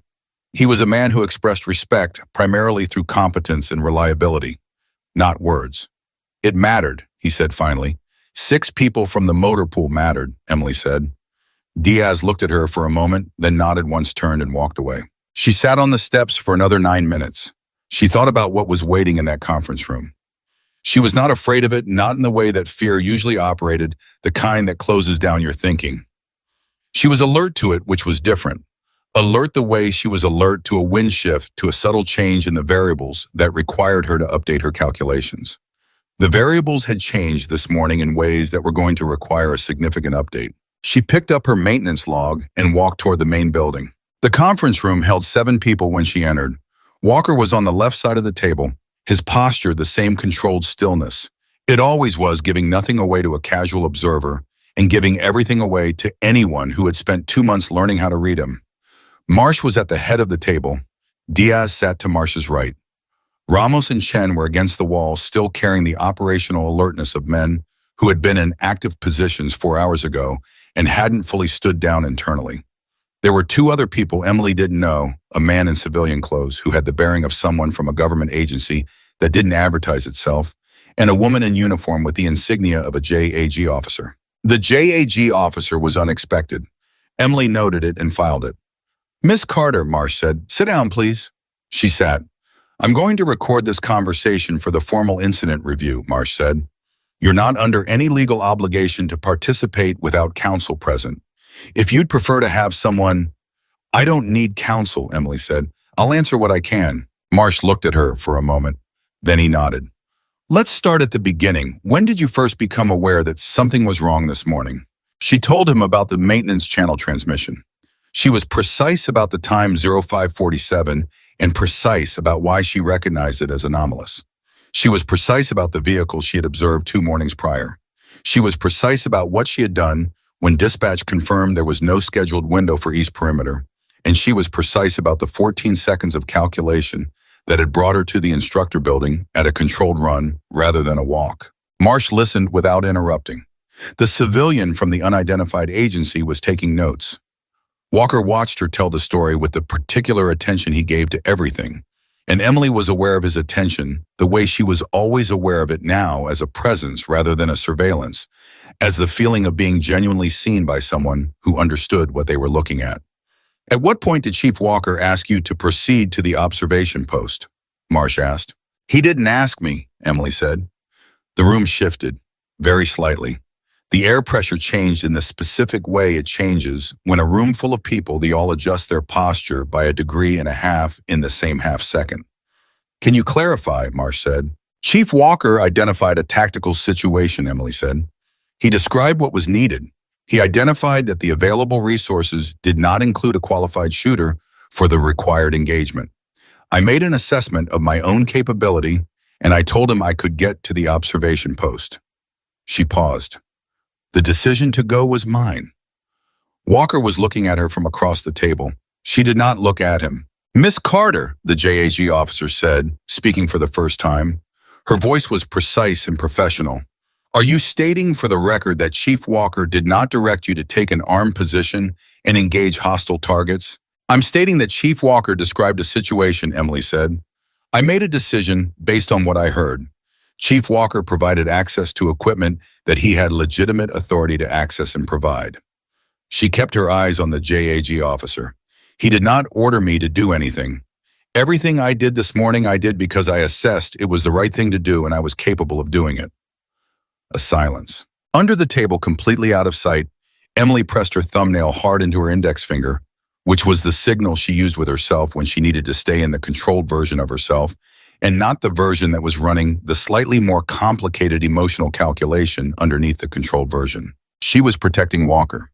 She understood that was what she was doing. The JAG officer understood it too. She could see it in the microscopic change of expression that the woman allowed herself before resetting to professional neutral. Whether it would work was a separate question. Whether it was the right thing to do was not a question at all. Walker had handed her back a part of herself she had thought was gone. He had done it at professional risk to himself, and he had done it before there was any situation that justified it, back when it was just about a cleaning woman who could read wind in a Thursday morning inspection protocol that wasn't really an inspection. The least she could do was return the favor. Miss Carter, Marsh said. He was looking at her with the expression she had read from across the range 2 hours ago, the one where the old category was gone and the new one hadn't been finished yet. I'm going to ask you something, and I want you to understand that I'm asking it as a matter of formal record, not as a character judgment. Go ahead, Emily said. When you took the position on the North Ridge and engaged the second target at approximately 800 meters in that moment, what were you thinking? The room was very quiet. Emily thought about the question. She took her time with it because it deserved time, because it was the only honest question that had been asked in this room in the last 40 minutes, and it warranted an honest answer. I was thinking about 6 people in the motor pool, she said. And then I stopped thinking, and I did what I was trained to do. Marsh looked at her for a long moment. Who trained you? He asked. My father, Emily said. The room absorbed that. Then the man from the unidentified agency who had been taking notes and saying nothing for 40 minutes put down his pen and looked up. Miss Carter, he said. His voice was completely neutral in the way that took deliberate effort to achieve. What was your father's name? Robert Carter, she said. He was a civilian. He learned everything he knew from books and practice and other hunters in rural Montana. He never had a formal training program. The man looked at her for a moment. Then he looked at his notes. Then he looked at Marsh. Colonel, he said, I'd like 5 minutes with Miss Carter privately. Marsh looked at Walker. Walker's face gave nothing away. Marsh said, clear the room. Diaz and Ramos and Chen left without being asked twice. The JAG officer collected her materials and stepped out with the professional composure of someone who had learned not to be offended by being excluded from conversations she wasn't supposed to hear. Marsh himself paused at the door. Walker, Marsh said. Walker didn't move. Walker, Marsh said again with the particular quiet authority of a senior officer who was making a statement rather than giving an instruction. Walker looked at Emily. She gave him the smallest possible nod, which he read correctly because he read everything correctly, and he stood and walked to the door, and Marsh closed it behind both of them. Emily was alone with the man from the unidentified agency. He was maybe 50, gray at the temples, the kind of physical fitness that wasn't about appearances, The functional kind, the kind that meant something specific about how he spent his time. He had a face that was arranged for neutrality, the way a room is arranged for a specific purpose. And she had the sense that the arrangement was deliberate and practiced, and that behind it was a person who had opinions about what he was looking at right now that he was choosing not to display. "My name isn't important for this conversation," he said. "What is important is that I've been here since 0800 reviewing the incident reports as they came in, and something in those reports brought me to this room specifically." Emily waited. "The shot on the North Ridge," he said, 817 meters. Variable crosswind ridge junction deflection under active engagement conditions. 9 years since your last recorded time on a range." He paused. "Miss Carter, that shot is not something most trained military snipers could make under those conditions." "The wind held," Emily said. "The wind shifted 45 degrees between your initial read and your firing solution." "I read the shift incoming," she said, "in the tree movement below the ridge junction. You compensated for a wind shift before it happened." "My father taught me to read the wind that was coming, not the wind that was there," Emily said. "He said by the time you feel the wind, the shot is already behind it." The man looked at her for a long moment. "Robert Carter," he said. "He said it the way you say a name when you're confirming something you already knew." "Emily, how much did your father tell you about his own history?" The question landed differently than she expected it to. There was something under it, not a trap, not a manipulation, something more like the surface of a depth she hadn't known was there. "He said he learned to shoot from other hunters," Emily said slowly. "He grew up in rural Montana. He never—" She stopped. "He never told you about the early 1990s, the man said. "He never told you about a 3-year period when he was doing contract work in a context I'm not going to specify in this room." Emily was very still. "My father was a hunter," she said. Her voice was careful in the way it was careful when she was managing something she didn't have all the information about yet. "He was a civilian. By the time you were born," the man said.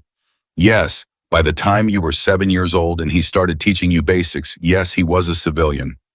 A man who had made a decision to step away from a certain kind of work and raise a daughter in Montana and teach her everything he knew." He paused. "But the knowledge he taught you didn't come from hunting, Emily. It came from somewhere else. And when I see what you did on that ridge this morning, I'm seeing the second generation of something I thought ended when Robert Carter walked away." The room was completely silent. Emily's hands were flat on the table in front of her. She was looking at the wall behind the man's head, not because she couldn't look at him, but because she needed a neutral surface to put her eyes on while she processed what she was hearing. Her father had been something more than a hunter from Montana. She had spent 32 years with a single version of who Robert Carter was, and in the space of 90 seconds in a conference room in Arizona, that version had acquired a dimension she had never known was missing. "He never told me," she said. "He wouldn't have," the man said. "That was part of the decision he made. A complete separation. A real life, not a cover." He looked at her steadily. "But he gave you everything he had. The technical knowledge, the wind reading, the discipline, the patience. He couldn't leave it behind completely. So he put it in you." Emily thought about her father.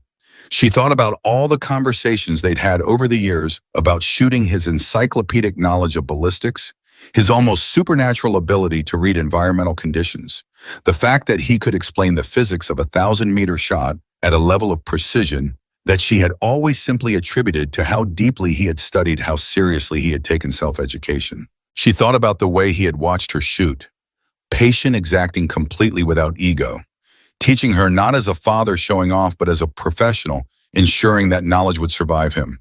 She thought about what he had said. "Talent is a loan. You don't get to decide not to repay it." He hadn't been talking about competitive shooting.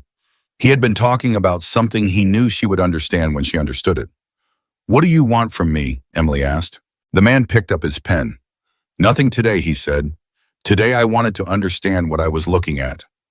I understand it now." He stood. "Someone is going to contact you in the next few weeks. Not from this facility, not through Colonel Marsh's chain of command. Just a conversation to start with." "About what?" Emily said. "About whether what your father built in you belongs in a maintenance uniform," he said. He walked to the door. He opened it. In the hallway, Marsh and Walker were waiting, and she could see from the angle of Walker's posture that he had heard nothing from outside the door and that this was frustrating to him in a very controlled way. The man from the unidentified agency looked at Walker. "Chief Walker," he said pleasantly, as though they were being introduced at a professional conference. "Your student is extraordinary." Walker looked at Emily. "She's not my student," Walker said. The man smiled fractionally. "No," he said. "I suppose she isn't." He walked down the hallway and turned a corner and was gone. Marsh came back into the room. Walker followed him and closed the door and stood against the wall with his arms at his sides and looked at Emily with the direct, steady attention of a man who was asking a question without using words. She would tell him later. She knew that already, that the conversation about her father, the real version of her father, was a conversation she was going to have with Walker because he had earned the right to it and because she was not capable of carrying it alone, and he was the only person she trusted with the weight of it. But not right now. "Miss Carter," Marsh said. He sat down. He had a folder in front of him that he opened and then closed without reading it, which she thought was probably significant. "I owe you something." Emily waited. "I made a decision about you 11 months ago based on your employment category," Marsh said. "And I made a decision about Chief Walker's assessment of your capabilities based on the same category. I decided what was possible before I had all of the information." He stopped. He was not a man who said difficult things easily she understood. He was a man who said them anyway, which was different and more important. "I was wrong." Emily said nothing for a moment. "Colonel," she said, "you were operating within your parameters. You were following the rules as they existed." "The rules exist to serve the mission," Marsh said. "This morning you served the mission better than anyone I had available. That means something was wrong with how I was applying the rules, not with the rules themselves." He looked at her steadily. "6 people from the motor pool are going home tonight because of what you did on that ridge." Emily thought about those 6 people. She still didn't know their names. She had spent this whole morning fighting for people whose names she didn't know, which seemed now that she thought about it like something her father would have recognized. He had always said that the hardest and most important thing about precision work was that you had to commit fully to something before you knew its complete outcome. You had to trust your preparation and release the result. She had released the result. The result was 6 people going home. "What happens now?" Emily asked. Marsh looked at Walker. Walker looked at Marsh.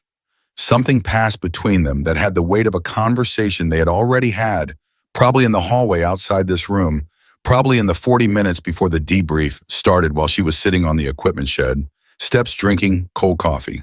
"There's going to be a formal incident review," Marsh said. "The engagement will be examined. Your participation will be documented. The chain of events from the false maintenance transmission through the ridge engagement will be recorded in full." He paused. "The JAG officer will oversee the review. Based on preliminary assessment, there are no grounds for any action against you or Chief Walker. You responded to an active threat using available means. The outcome was the protection of base personnel and infrastructure." "However," Walker said. Emily looked at him. "Your current employment status creates a problem," Walker said. "What you did this morning cannot be classified as routine maintenance activity, which means your maintenance clearance is no longer an accurate description of your role here." He looked at her with the direct, undecorated honesty that was just how he talked to her now, without the careful management of information that had characterized the early weeks of their conversations. "We need to define what you actually are." "What are the options?" Emily said. Marsh leaned forward. "That's what I'd like to discuss." And so for the next hour in a conference room in an Arizona military training facility, the 3 of them had the most important conversation of Emily Carter's professional life. A conversation about what it meant to be something that the existing categories weren't equipped to describe, about what systems could accommodate and what they had to change to accommodate, about what Walker had seen from the beginning and what Marsh was now seeing, and what it was going to take to build a structure around a truth that the structure had never been designed to hold. Outside the conference room windows, the base was reassembling itself. Ranges were being cleared. Personnel were filing incident reports. The smoke from Echo 7 had dissipated entirely. The north ridge where an enemy sniper had aimed at the command post was visible from the hallway windows present, and ordinary giving no indication of what had happened there 6 hours ago. Emily thought about the ridge. She thought about the moment before the shot. The confirmation, the moment the rifle agreed with her, the moment everything aligned and the truth of the shot was knowable before it happened. She thought about her father. She thought about what the man from the unidentified agency had told her, and she held that information in the careful, contained way. She held things that were too large to fully process in a single sitting, the way she had learned to hold the fact of her father's illness, and then his death, and then 9 years of maintenance uniforms and cold coffee and silent mornings on someone else's range. She had been holding large things for a long time. She knew how. At 16:32, Marsh stood up and extended his hand. Emily shook it. It was a small gesture and a significant one, the kind of gesture whose meaning exists entirely in the context it happens in the 11 months of invisibility that preceded it in the morning, that had made it necessary in the simple fact that a man who had decided what she was before he saw her was now seeing her and adjusting the way honest people adjust when the evidence changes. She shook his hand. Walker walked her out of the building. They stood outside for a moment in the late afternoon air that was cooling fast, the way Arizona air always cooled fast once the sun began its descent, and Walker looked at her with the expression she had come to recognize as his version of having something important to say and taking the time to choose how to say it correctly. "The man in there," Walker said, "the one who cleared the room." "I'll tell you," she said, "not today." Walker accepted that without pushing it because he understood that things had their proper timing and because he had learned over 2 months of morning conversations that Emily Carter could not be rushed toward anything and that trying to rush her produced a controlled, polite withdrawal that was harder to overcome than a wall. "Walker," she said, "yeah, what you did this morning." She stopped. She looked at the range at Lane 8 in the distance, at the place where everything had started, and the place where she had come back to herself. "What you did on that ridge and in that room, putting yourself in front of the colonel to defend a decision you made for me." She stopped again because this was the kind of thing that she said badly if she tried to say it with precision. That was, "I don't have the right word." "You don't need one," Walker said. "I want one," she said. He was quiet for a moment. "How about this?" he said. "Your father built something remarkable, and then the world did what the world does. It got in the way, it created losses. It put up barriers that had nothing to do with what you were capable of, and you carried it anyway. For 9 years, you carried it without being able to use it, and you didn't let it die." He looked at her. "What I did this morning was notice that, and then refuse to keep acting like I hadn't noticed." Emily was quiet for a long time. The range was quiet around them. The base was quiet around the range. The Arizona evening was beginning its descent, the sky changing color in the west, the air beginning to carry the particular mineral chill of the desert after a complicated day. "He would have liked you," Emily said. Walker looked at her. "My father," she said. "He had a very low tolerance for people who didn't say what they actually meant. He used to say the most dangerous person in any room was the one who saw the truth and decided it was inconvenient." She paused. "He would have liked you." Walker said nothing, but something changed in his face that she filed away as one of the most important things she had seen on anyone's face in 9 years. She started walking toward the gate. "Carter," Walker called behind her. She stopped. She didn't turn around. "Thursday morning," he said. She started walking again. "Thursday morning," she said. She badged out at Gate 7 at 17:01 hours. The guard gave her his usual nod, the one that had never upgraded into words. She gave him the nod back the way she always did and walked through the gate and got into her car and drove the 11 miles to her apartment without turning on the radio. She sat at her kitchen table for a long time. She made dinner. She ate it. She sat with the day, the way you sit with a day that has been too large to fit inside ordinary hours, the way you sit with the days that rearrange the furniture of your life without asking permission. She thought about her father. She thought about what the man from the agency had said, the early 1990s, a 3-year period, contract work in a context he wouldn't specify, a complete separation, a real life, a decision made before she was born that had nevertheless shaped everything about who she was. He had put his whole professional self into her and never told her where it came from. She sat with that for a long time. Then she went to her closet and pulled out a box she had carried across every apartment she had lived in since Montana. She had never opened it in any of those apartments. She had moved it from shelf to shelf for 9 years, as if she was waiting for a moment that hadn't arrived yet. She opened it now. Inside was a journal, her father's handwriting small and precise and slanting slightly to the right. The first entry was dated 1987. She flipped through it carefully, reading headings, sensing the shape of what was recorded here. Range notes, condition logs, wind readings, calculations with variables she recognized, and variables she didn't. Variables that went beyond what a Montana hunter would need, beyond what any civilian application she could think of would require. She turned to the last entry. It was dated 3 weeks before she was born. It said, "She will be better than me. She will have what I had, but she will also have what I couldn't give myself, time and space, in a world that has room for who she is. I am going to teach her everything, and I am going to let her choose what to do with it." Emily sat at her kitchen table with her father's journal in her hands. Outside, the Arizona night was fully dark and very clear. The desert air so transparent it seemed to bring the stars closer than they had any right to be. She sat there for a longer time. Then she turned to a blank page at the back of the journal, found a pen, and began to write. Range conditions. November morning. Wind 11 miles per hour northwest. Variable at Ridge Junction. Distance 817 meters. She was writing her own first entry. It was exactly where it belonged. The phone call came on a Tuesday, 17 days after the incident. Emily was at Gate 7 at 5:47 a.m. The same time she always arrived when her personal cell phone rang with a number she didn't recognize, not an Arizona area code, not any code she could place immediately. She almost let it go to voicemail.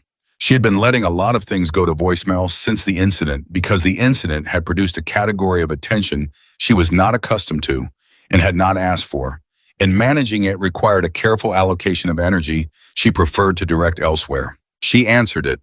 Miss Carter, a woman's voice. Professional, measured, carrying the particular acoustic quality of someone speaking from a room designed not to carry sound. My name is Susan Halliday. I believe you were told to expect a contact. Emily stood outside Gate 7 with her maintenance badge in her hand and the Arizona morning cold against her face. I was told someone would call, she said. I wasn't told it would be a woman. A pause, then something that might have been the beginning of a smile in the voice. Does that matter? No, Emily said. I just like accurate information. That's something we have in common, Halliday said. I'd like to meet with you, not on the base somewhere neutral. There's a diner in Tucson called Merritt's on Grant Road, Thursday 0900. I work Thursday mornings, Emily said. I know your schedule, Miss Carter. I know you have Thursday morning inspections on Range 6 that run until approximately 700. You'd have time. Emily was quiet for a moment. The fact that Halliday knew about the Thursday morning inspections meant she had either reviewed the incident report in detail or had access to information about the base that went beyond the formal record. Neither possibility was particularly surprising, given what the man from the unidentified agency had told her in the conference room 17 days ago, but she noted it the way she noted everything, precisely without drama. Merritt's on Grant Road, Emily said. Thursday at 0900. Thank you, Halliday said, and hung up. Emily badged through Gate 7. The guard gave her the usual nod, which had still not graduated into words in the 17 days since the incident, despite the fact that Emily Carter's name was now on an incident report that had been read by people at several levels of command above this facility. She had thought the nod might change. It hadn't. She found to her mild surprise that she preferred it this way. The continuity was grounding. It reminded her that the world had not reorganized itself around what she had done on a Tuesday morning in November, even if the specific corner of her life that existed inside these gates had shifted significantly. Thursday morning came with a west wind that was lighter than the weeks before at 5 miles per hour, with a 2-degree variation that she clocked automatically as she walked to lane 8. Walker was waiting. He always waited now, not because the protocol required it, but because they had fallen into the pattern of using the Thursday morning time for what it had always really been, a conversation conducted in the language of range work, a running dialogue about things that were easier to say when you were looking downrange than when you were looking at each other. She told him about the call from Halliday while she ran her inspection checklist. Walker listened without interrupting. This was something she valued about him, the quality of his silence when he was taking in information. Most people filled the gaps with responses that were really just preparations for their own next statement. Walker's silence was actual listening, the kind that produced informed responses instead of reactive ones. Halliday, he said when she was done. Do you know the name? No, but she knew about the Thursday inspections. Agency-level access to the incident file, Walker said. That's what I thought. Are you going to go? Emily was lying at the lane 8 firing position. She found the 800-meter target in the scope. She ran her breathing down to its correct rhythm. I went to the instructor building door at 5:31 in the morning 2 months ago because you refused to give up an argument that you lost, she said. Yes, I'm going to go. She fired. The round hit center. She fired again. Center. She fired the third round, and she knew before it left the barrel, the confirmation came clean and immediate that it was going to hit exactly where it was aimed. It did. Walker said nothing for a moment after the third shot. Your grouping is tighter than last week, he said. The wind is lighter this morning. It's tighter than last week adjusted for wind. Emily ejected the casing and looked at him. I've been practicing, she said. When? After work. She paused. There's a civilian range 12 miles from my apartment. I've been going 3 evenings a week. She looked back downrange. I've been writing in my father's journal. Conditions holds results, the way he would have. Walker was quiet for a moment. How long has that been going on? Since the night after the debrief, she said. 17 days. She had been practicing for 17 days, 3 evenings a week, and the improvement in her grouping was the kind of improvement that you produce by combining a technical foundation that had never really degraded with a quality of focused, deliberate practice that most people couldn't sustain because they hadn't been trained from childhood to understand that practice was not about repetition. It was about honesty, about being honest each time about what you'd done wrong and correcting it. Her father had trained her to practice correctly. It turned out that was the most durable gift he had given her. Emily H. Walker said, she looked at him, whatever Halliday tells you on Thursday, whatever she's offering, I want you to know something before you walk into that conversation. She waited. What you have is real, he said. Not what you did on the ridge that's evidence of what you have, but it's not the thing itself. The thing itself is who you are, the way you think, the way you read everything around you, the way you refused for 9 years to let the most important part of yourself body even when you couldn't use it. He looked at her steadily. Don't walk into that room and let someone define the value of that for you. You know what it's worth. She held his gaze for 3 full seconds, which was a long time for Emily Carter to hold anyone's gaze. I'll keep that in mind, she said. She cleared the rifle and stood, and they walked back toward the instructor building in the early morning light, and the conversation moved the way their conversations always move now into the practical and away from the significant, because they were both people who expressed the significant through the practical and had recognized this in each other early. She arrived at Merritt's Diner on Grant Road in Tucson at 8:54 on Thursday morning. Susan Halliday was already there. She was 53 or 54. Emily estimated fit with the kind of posture that was structural rather than performed, and eyes that ran an assessment of the room in the 2 seconds it took for Emily to cross from the entrance to the table. She had coffee. She had a folder. She had the particular composure of someone who had been in rooms where significant decisions happened often enough that she no longer performed composure. She simply had it. Miss Carter, Halliday said, thank you for coming. Emily sat down. A server appeared and she ordered black coffee without looking at the menu. You know who I work for, Halliday said. It was not a question. I have an informed guess, Emily said. I'd rather you confirm it directly. Halliday looked at her for a moment. I work for an interagency assessment and development program, she said. We identify and develop capabilities that exist outside of conventional military or intelligence pipelines. Exceptional individuals whose abilities haven't been captured by standard recruitment and training processes. People who slipped through the cracks, Emily said. People the cracks weren't designed to accommodate, Halliday said, which is different. The cracks don't exist because the system failed. They exist because the system was designed for a category of person, and some people don't fit the category. Emily drank her coffee. My colleague spoke with you about your father, Halliday said. He told me my father had a history I didn't know about. What he told you is accurate as far as it goes, Halliday said. Robert Carter was one of the most naturally gifted precision operators I've ever encountered a record of. He walked away cleanly, built a real life, and made a decision that very few people in his position had the discipline to make and keep. She paused. He also made a decision apparently to ensure that what he was didn't disappear when he chose to leave. He put it in you. He put it in me without telling me where it came from, Emily said. Would it have changed anything if he told you? Emily thought about that. She thought about a 13-year-old girl on a field in Montana pulling a trigger and coming up laughing, and a father who watched her with an expression she had understood later as pride, but was now understanding as something additional recognition, professional recognition, the look of a craftsman who sees his work reproduced and improved in the next generation. No, she said, it wouldn't have changed anything, but I would have. She stopped. I would have understood him better. I would have known what I was inheriting. You know now, Halliday said. I know now, Emily agreed. Halliday opened the folder. I'm going to tell you what I'm here to discuss, and then I'm going to give you time to respond to it without pressure. This is not a recruitment. It's a conversation about possibility. Go ahead, Emily said. There is a program, Halliday said, that exists outside of conventional military training pipelines. It is small, intentional, and focused on developing precision capabilities at the highest level, not just the mechanical skills, but the full package. Observation, assessment, environmental reading, decision-making under conditions of extreme pressure. She looked at Emily. The program has a training component and an operational component. The training component is open to you immediately based on what we observed in the incident record. The operational component would depend on what the training produces. You want to formalize what I already know, Emily said. We want to give it a structure, Halliday said.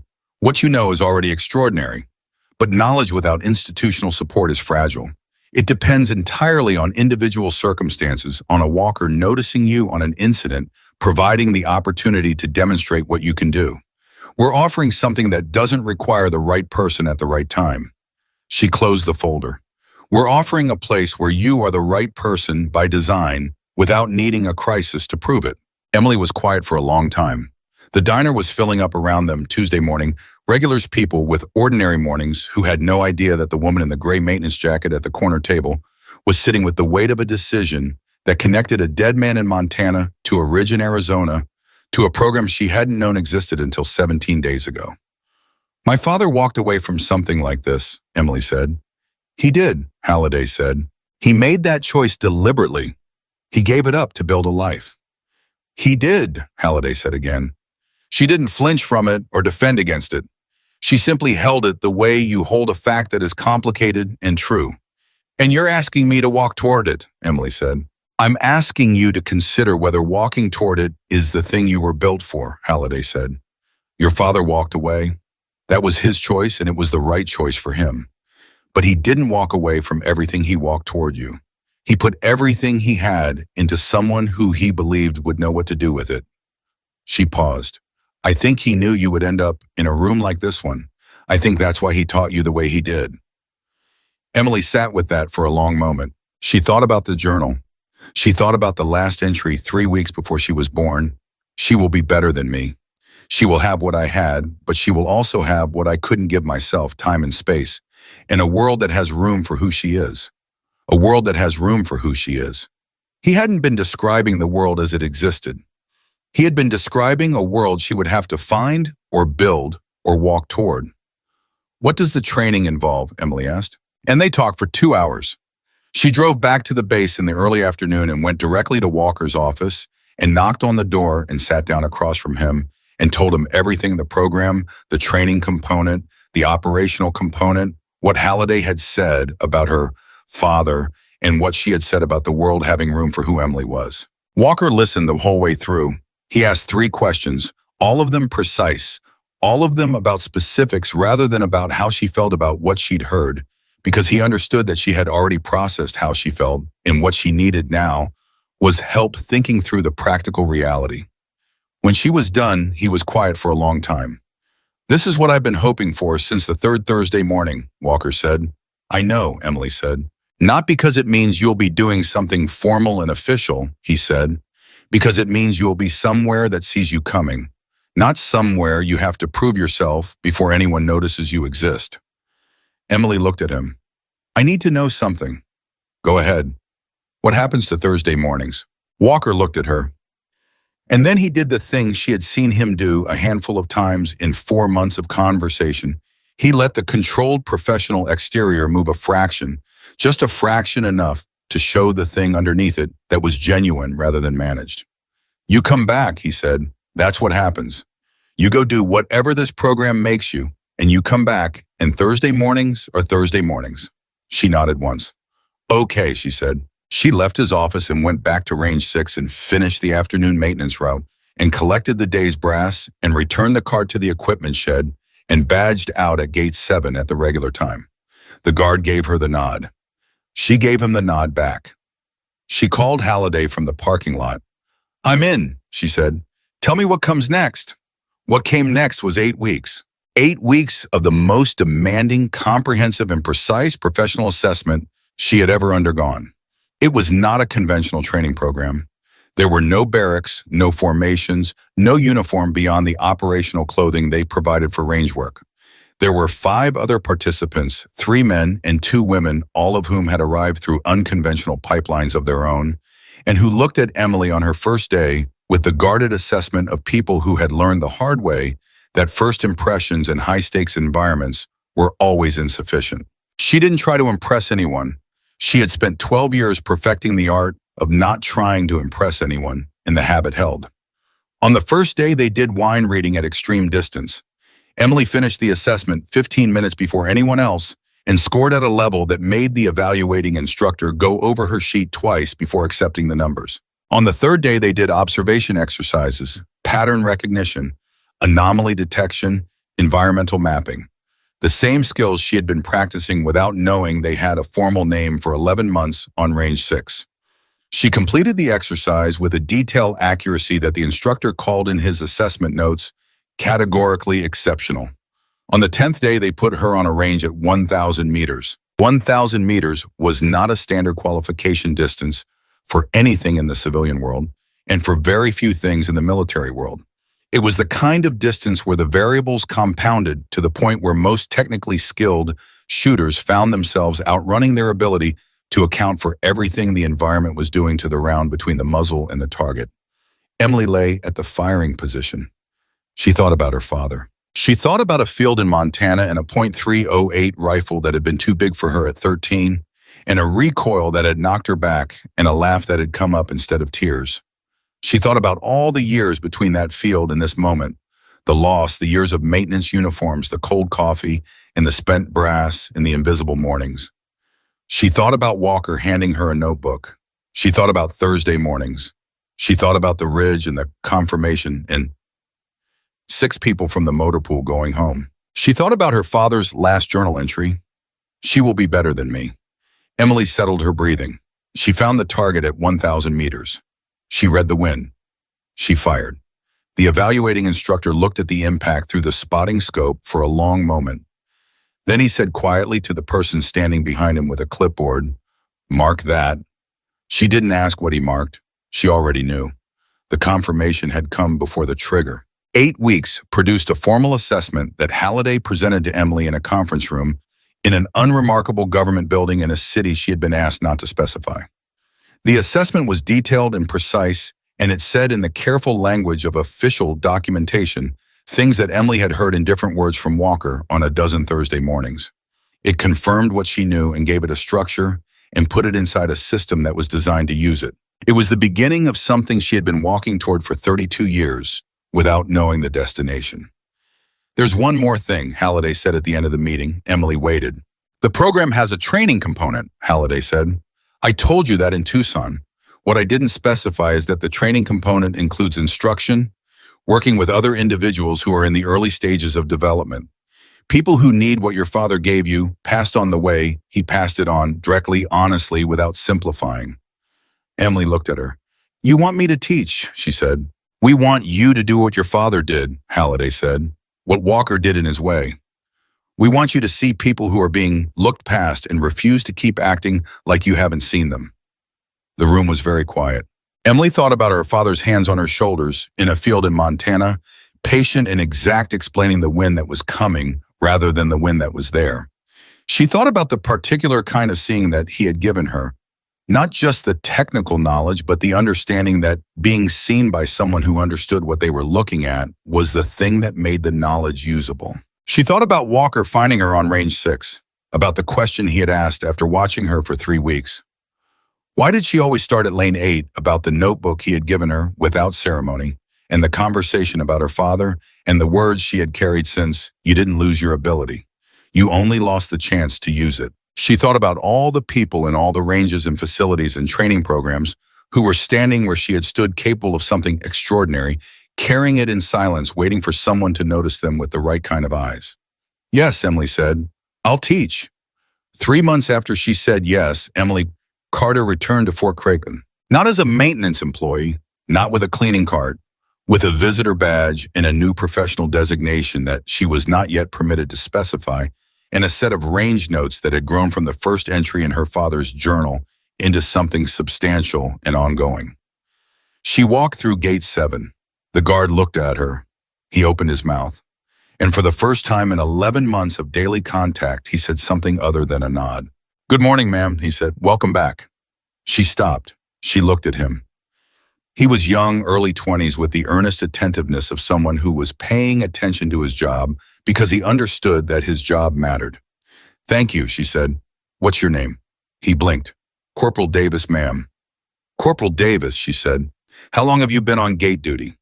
14 months, ma'am." 14 months. He had been here 3 months longer than she had, and in all of that time they had exchanged a nod and nothing more, and she had not asked his name, and he had not offered it, and the world had turned without either of them knowing the simplest thing about the other. "Nice to meet you, Corporal Davis," Emily said.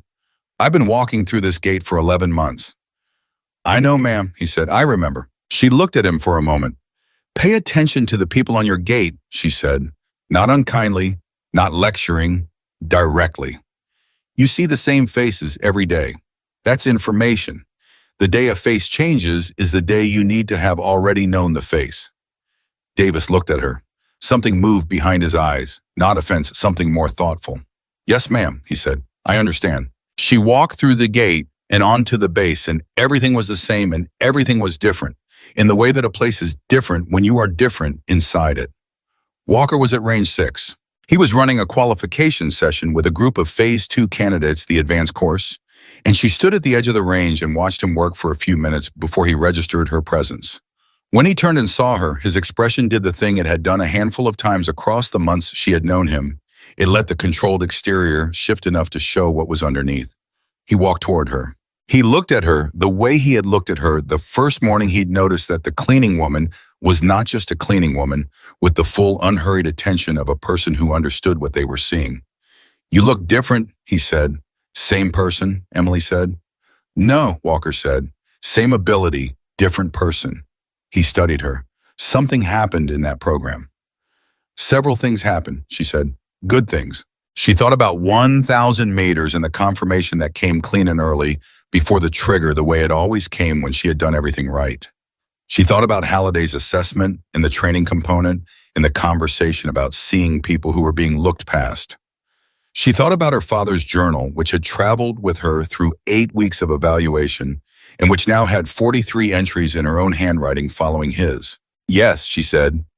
"Good things."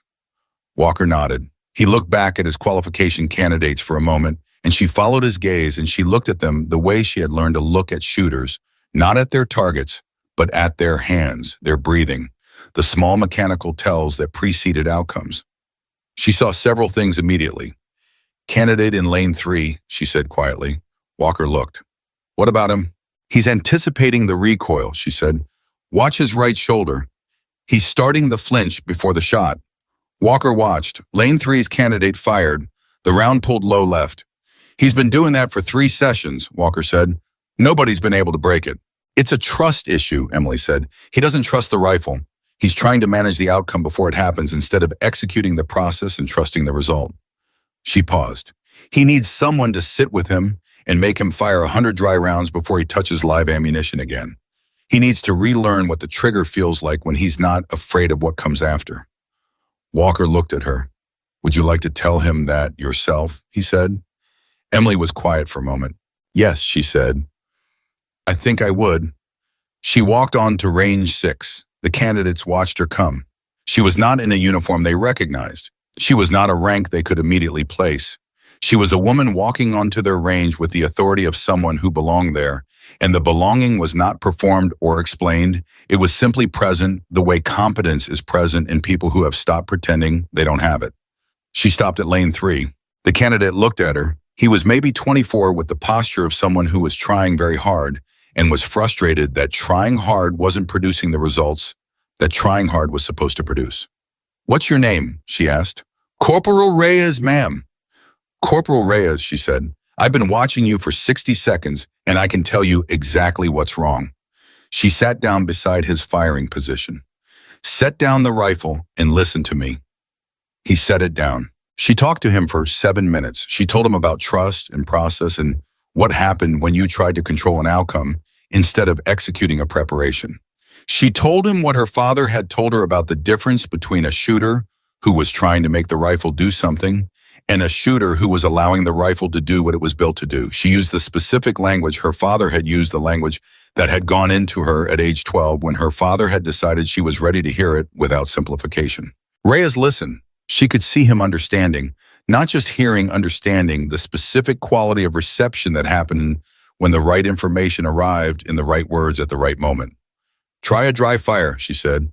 "No ammunition, just the trigger." He picked up the rifle. He aimed at the target. He squeezed the trigger with a smoothness that was entirely different from what she had observed 60 seconds ago. "Again," she said. He did it again. Again. 7 dry fires, each one cleaner than the last. "Now a live round," she said. He loaded, he aimed, he fired. The round hit center mass. Reyes looked through his scope. He looked at Emily. He looked at the target again.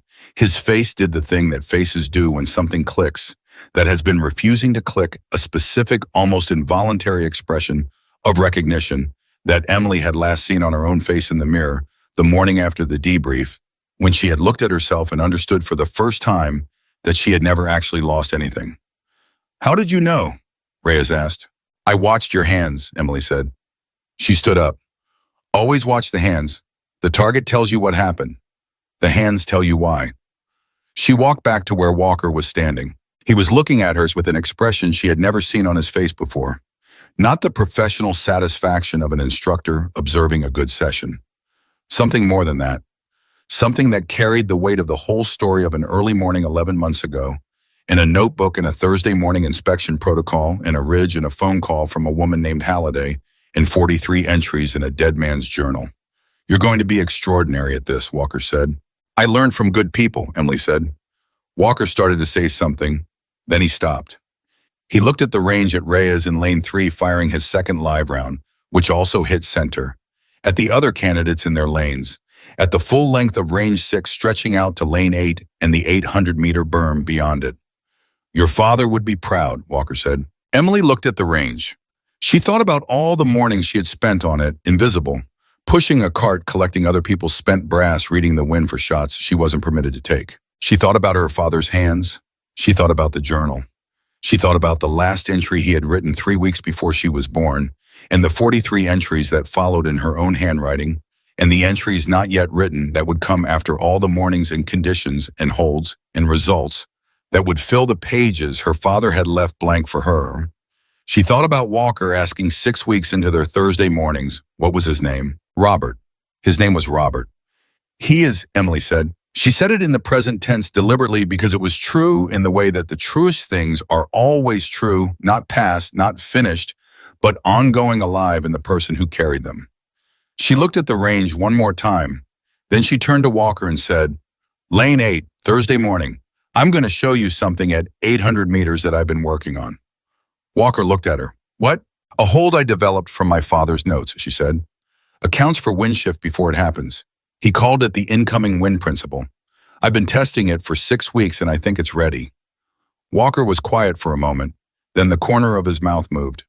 "I'll be there," he said. She walked back onto the range. She was not a cleaner. She had never been only a cleaner, but now there was no uniform, no cart, no fence between what she was and where she was standing. She walked onto range 6 at Fort Creighton in the Arizona morning light, and the candidates in their lanes and the instructors on the line and the guard at gate 7 and the whole apparatus of the facility that had spent 11 months looking past her were looking at her now, and what they saw was what had always been there. A woman who had learned everything from her father, who had carried it through grief and loss in 9 years of silence and spent brass and cold coffee and invisible mornings, who had waited without giving up, without letting the most important part of herself die, for the moment when the world would finally have room for who she was. That moment had come. And Emily Carter, daughter of Robert Carter, students of the wind and the rifle, and the long, patient discipline of seeing what was actually there, had been ready for it every single day. She had always been ready. She had just been waiting for someone to hand her back the key, and now